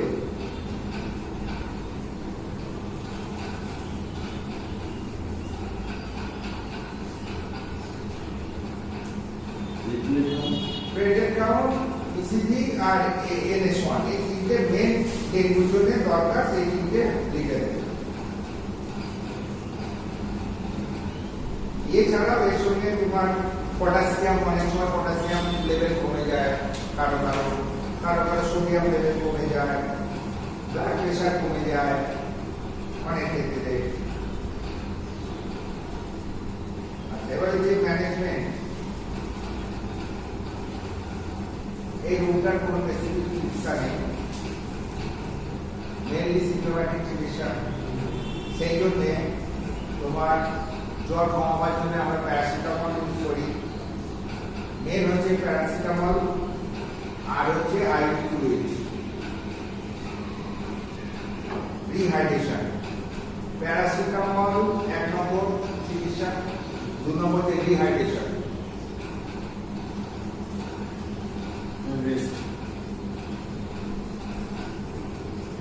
এই দুটো মেন এরপরে তোমার কন্ডিশন ওয়াইজ চিকিৎসা করা হয় কিডনি যদি ফল পড়ে যায় তার জন্য আইভি ফ্লুইডটা দিতে হবে ডিহাইড্রেশনে তখন আইভি ফ্লুইড দিতে হবে যদি কোনো অ্যালার্জিক ম্যানিফেস্টেশন দেখা দেয় অ্যান্টি অ্যালার্জিক ড্রাগ দিতে হবে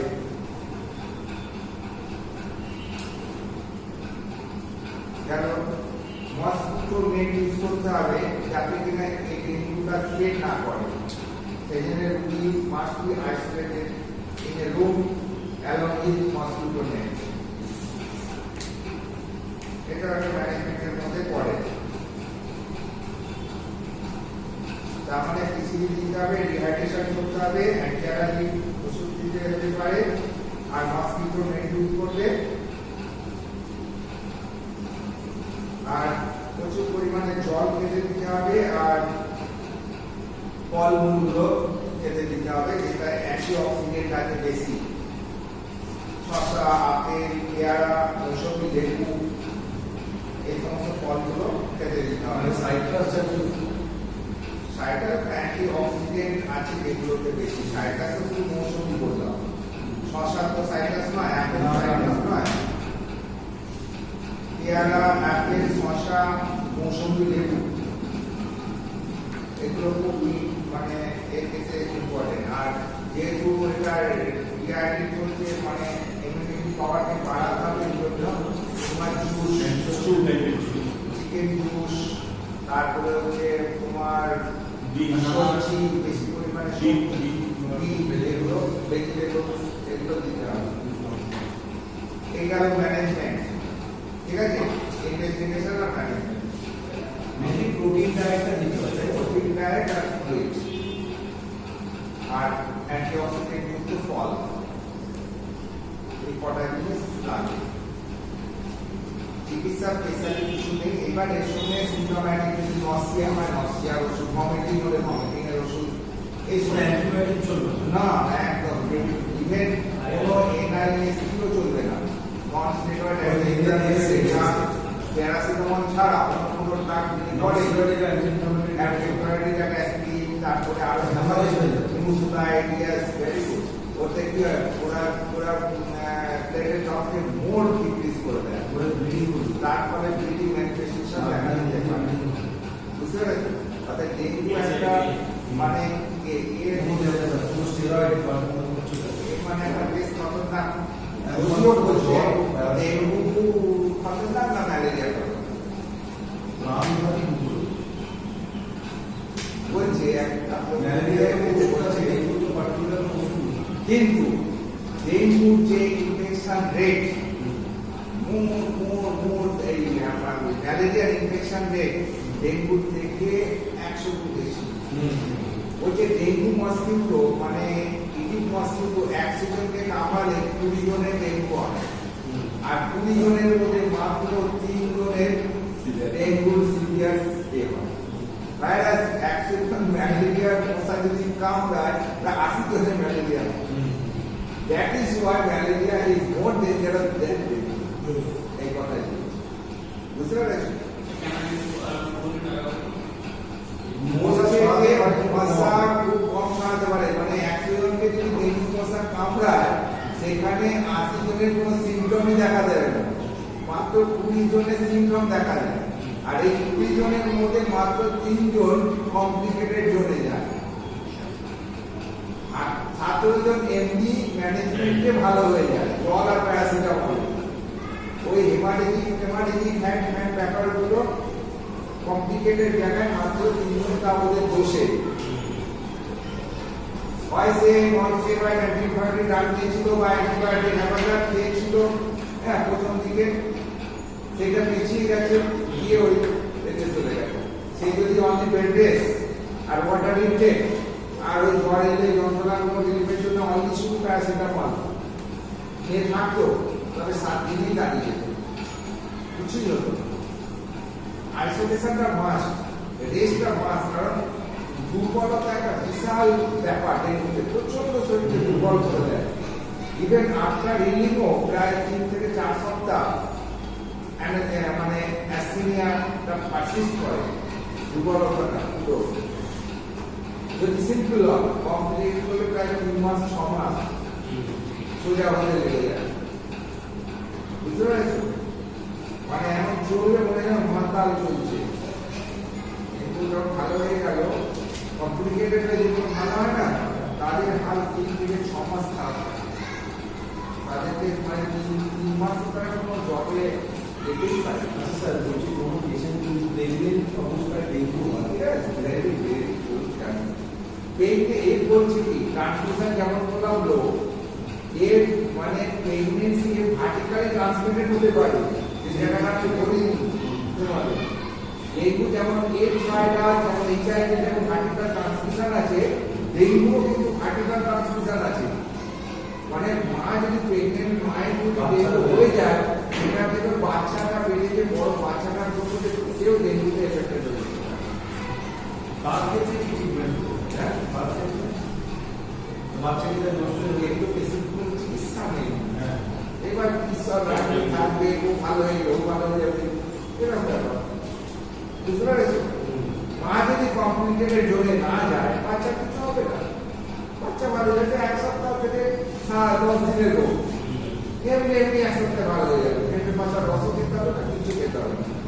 বলছে পেঁপে পাতার রস খেলে নাকি পেঁপে পাতা তোমার ম্যাক্সিমাম ওষুধ আইতেই তৈরি করে। এবার এইটা হচ্ছে আয়ুর্বেদিক ওষুধগুলো তৈরি। মানে আমার এটা দেয়, এটা তো ডাক্তার দেয়। এইবার ব্যাপারটা হচ্ছে এটা কন্ট্রোভার্সিয়াল ব্যাপার, মানে একটু সাইন্টিফিক প্রুফ নেই, কিন্তু লোকে দেখেছে বা বিভিন্ন রোগী দেখেছে। না, এটা সাইন্টিফিক প্রুফ আছে স্যার, বড় বড় কোম্পানিটা নিয়ে এসছে। মায়ের মতো কোম্পানি যারা আপনার ক্যালসিম্যাক্স তৈরি করে, তাদেরও আছে ক্যানিপালা, এবং এটা কিন্তু ওয়ার্ল্ড হেলথ অর্গানাইজেশন অ্যাপ্রুভ করছে যে এটা কিন্তু মেডিসিনাল প্রপার্টিজ আছে।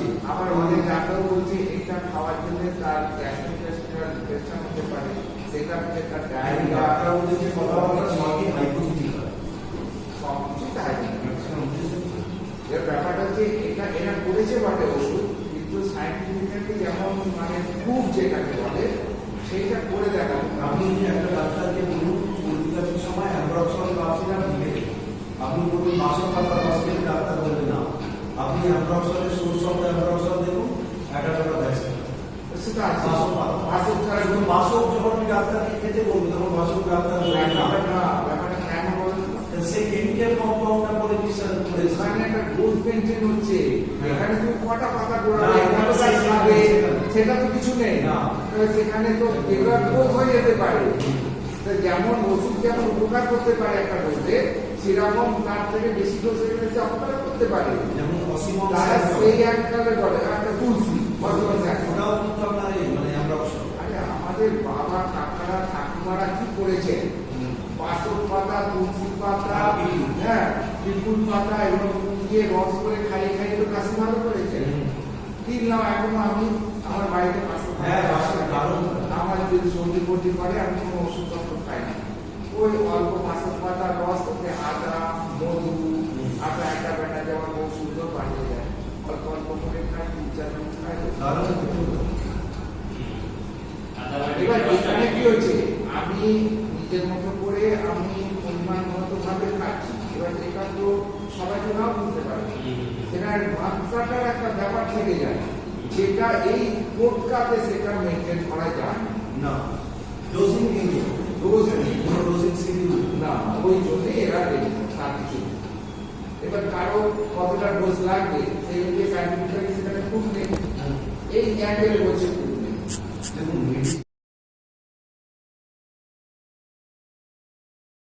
কি বলবো NSL এখানে কি আমরা বিভিন্ন আমরা হচ্ছে due to low level of the platelet and অত তোমার জানতে হবে না, বলতেও হবে না, আপনাদের বোঝালাম, ওখানে বলা দরকার নেই, বলবে ওখানে ব্লিডিং ম্যানিফেস্টেশন করতে পারে, হেমারেজিক ম্যানিফেস্টেশন হতে পারে, সেটা কিভাবে প্রকাশ পায়, তা ব্লিডিং গাউন হতে পারে, ইউরিন দিয়ে রক্ত বেরিয়ে যেতে পারে, হেমাচুরিয়া, তারপরে হচ্ছে তোমার পায়খানা দিয়ে তোমার রক্ত বেরোতে পারে, এই সমস্ত হেমারেজিক অ্যাপিথেলিয়াল হেমারেজ হতে পারে, মানে স্কিনের নিচে রক্ত জমে যেতে পারে, তারপরে পিঠে হেমারেজ, এই সবগুলোকে আমরা বুঝতে পারি যে হেমারেজিক ম্যানিফেস্টেশন করছে, কারণ এটা বিপদের সম্ভাবনা আছে, সঙ্গে সঙ্গে ইমিডিয়েটলি যদি আপনি মেমোরিয়াল হসপিটালে পাঠানো হয়, ইনভেস্টিগেশনে আমরা ব্লাড ইনভেস্টিগেশন করলে পরে পেয়ে যাব, সেক্ষেত্রে আমরা NS1 অ্যান্টিজেন কার্ড দিতে আমরা পজিটিভ পাবো 3 দিনের মাথাতে, NS1 antigen examination of blood for NS1 antigen, হ্যাঁ, আর হচ্ছে তোমার on third day. হ্যাঁ থাকে তো পজিটিভ বলা, আমরা কত বলার দরকার নেই, মানে NS1 অ্যান্টিজেন লিখুন, PCV লিখুন, যেগুলো ইন্ডিকেটেড, অনেক কিছু দেখা হয়, PCV তারপরে হ্যাঁ PCV খুব ইম্পর্টেন্ট, দ্যাটস এ দেখুন দেখতে বলো দ্যাটস এ বড় অফিসার বেড়ে যায়। প্লেটেড কাউন্ট ডিক্রিজ করবে,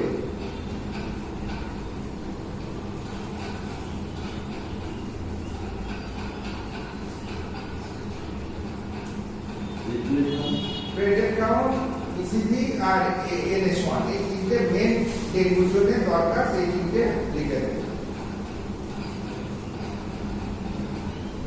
এছাড়াও এর সঙ্গে তোমার পটাশিয়াম, অনেক সময় পটাশিয়াম লেভেল কমে যায়, কারো সোডিয়াম লেভেল কমে যায়, ব্লাড প্রেশার কমে যায় অনেক ক্ষেত্রে।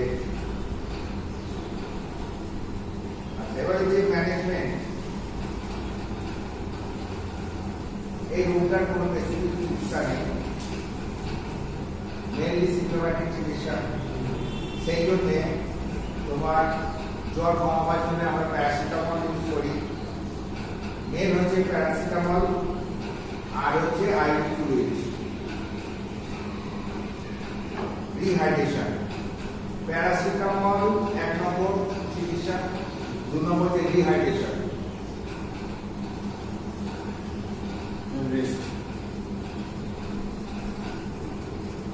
এই দুটো মেন, এরপরে তোমার কন্ডিশন ওয়াইজ চিকিৎসা করা হয়। কিডনি যদি ফল পড়ে যায় তার জন্য আইভি ফ্লুইডটা দিতে হবে, ডিহাইড্রেশনে তখন আইভি ফ্লুইড দিতে হবে। যদি কোনো অ্যালার্জিক ম্যানিফেস্টেশন দেখা দেয় অ্যান্টি অ্যালার্জিক ড্রাগ দিতে হবে।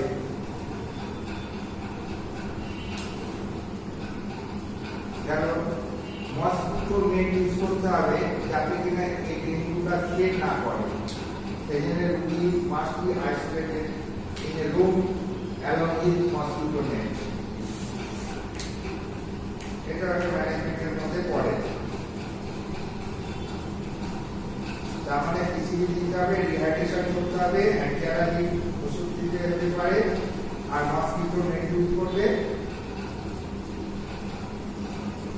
আর প্রচুর পরিমাণে জল খেতে দিতে হবে, আর ফলমূলগুলো খেতে দিতে হবে যেটা অ্যান্টিঅক্সিডেন্ট আছে বেশি, শসা, আপেল, পেয়ারা, মৌসুমী, লেবু, ফলগুলো খেতে দিতে মানে হবে। সাইট্রাস জাতীয় সাইট্রাস অ্যান্টি অক্সিডেন্ট আছে যেগুলোতে বেশি। সাইট্রাস শুধু মৌসুমি বললাম, শশা তো সাইট্রাস নয়, অ্যাপেল না, না, সাইট্রাস না। নয়। পেয়ারা, অ্যাপেল, শশা, মৌসুমি, লেবু এগুলো খুবই মানে এর ক্ষেত্রে ইম্পর্টেন্ট। আর যেহেতু এটা ডিআইডি চলছে, মানে ইমিউনিটি পাওয়ারকে বাড়াতে হবে, এগুলো তোমার juice, Stew type of stew. Chicken juice, তারপরে হচ্ছে তোমার ডিম। সবজি, বেশি পরিমাণে ডিম, সবজি, ডিম। ডিম, এগুলো ভেজিটেবলস এগুলো দিতে হবে। এই গেল ম্যানেজমেন্ট, ঠিক আছে? ইনভেস্টিগেশন আর ম্যানেজমেন্ট, মেনলি প্রোটিন ডায়েটটা দিতে হবে, তাই তো? প্রোটিন ডায়েট আর ফ্লুইড আর অ্যান্টিঅক্সিডেন্ট যুক্ত ফল, এই কটা জিনিস লাগে। চিকিৎসা স্পেশালি কিছু নেই। এবার এর সঙ্গে সিমটোম্যাটিক যদি নসিয়া হয়, নসিয়ার ওষুধ, ভমিটিং হলে ভমিটিং এর ওষুধ, এই কোনো সময় অ্যান্টিবায়োটিক চলবে না। না একদম ইভেন কোনো এনআইএসটিও চলবে না। নন স্টেরয়েড অ্যান্টিবায়োটিক, প্যারাসিটামল ছাড়া অন্য কোনো ড্রাগ যদি করে, ননস্টেরয়েডিক অ্যান্টিবায়োটিক অ্যান্টিবায়োটিক অ্যাসপিরিন, তারপরে আরো হ্যামারেজ হয়ে যাবে। হিমোসুলাইটিস, ভেরি গুড। ওতে কি হয়, ওরা প্লেটের টপকে মোর ডিক্রিজ করে দেয়, করে ব্লিডিং করবে। তারপরে ব্লিডিং ম্যানিফেস্টেশন দেখা দিতে পারে। বুঝতে পেরেছো?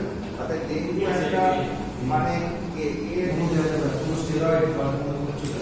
মানে একটা বেশ খতরনাক হ্যাঁ, যদিও বলছে জ্বর, ডেঙ্গু খতরনাক না ম্যালেরিয়া খতরনাক, প্রাণঘাতী কুকুর।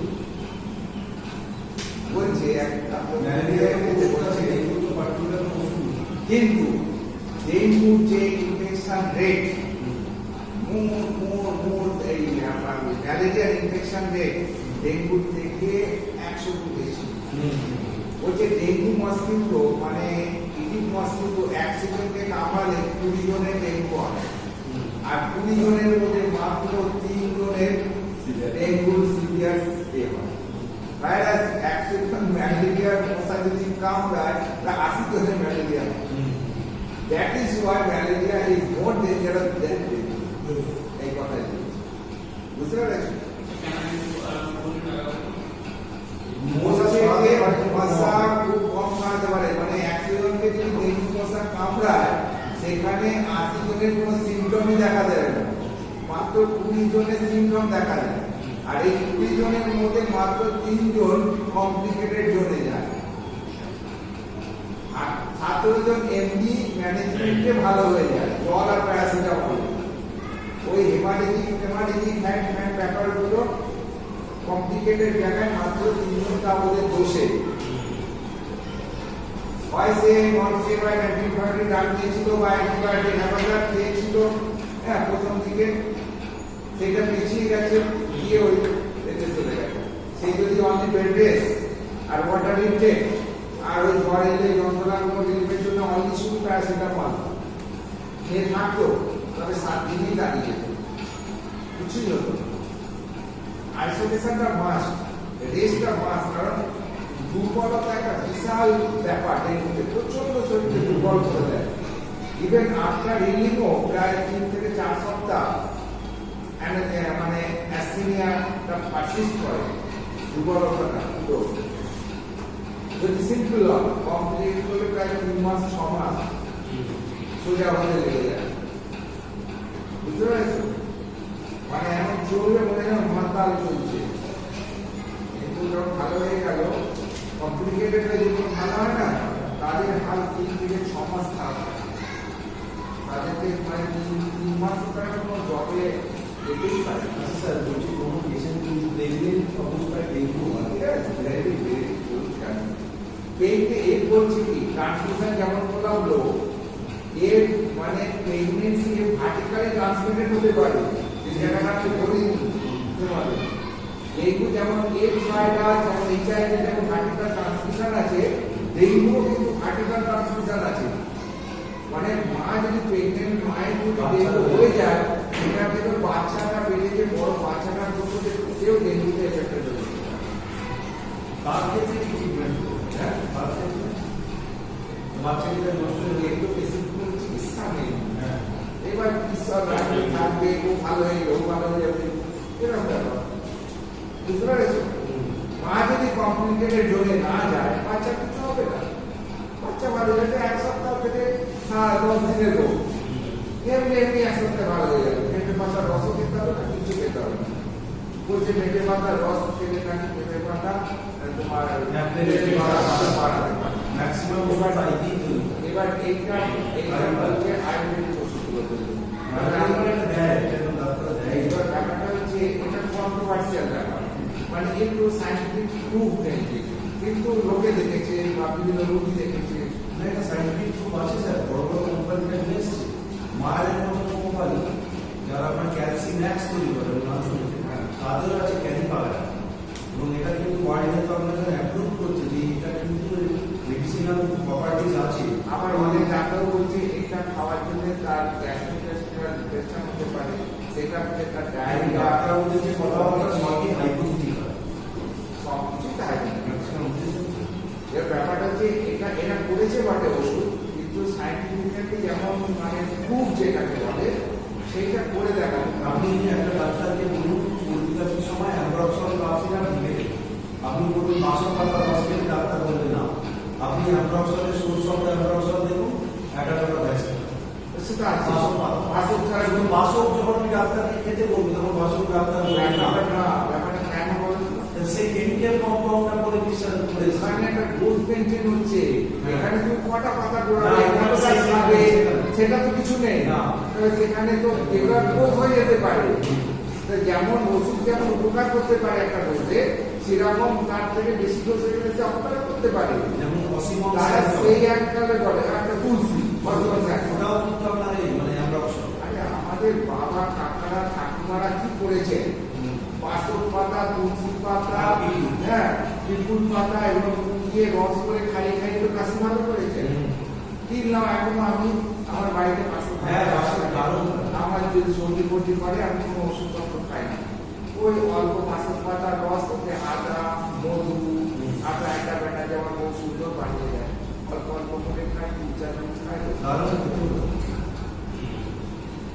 এবার এখানে কি হচ্ছে, আমি নিজের মতো করে আমি পরিমাণ মতো ভাবে খাচ্ছি। এবার এটা তো সবাই তো নাও বুঝতে পারে, সেটার মাত্রাটার একটা ব্যাপার থেকে যায়, যেটা এই কোটকাতে সেটা মেনটেন করা যায় না। ডোজিং কিন্তু ডোজ কোনো ডোজিং শিডিউল না, ওই জন্যে এরা দেয় তার কিছু নেই। এবার কারো কতটা ডোজ লাগবে সেই অনুযায়ী সাইন্টিফিক্যালি সেটাকে প্রুফ নেই, এই অ্যাঙ্গেলে বলছে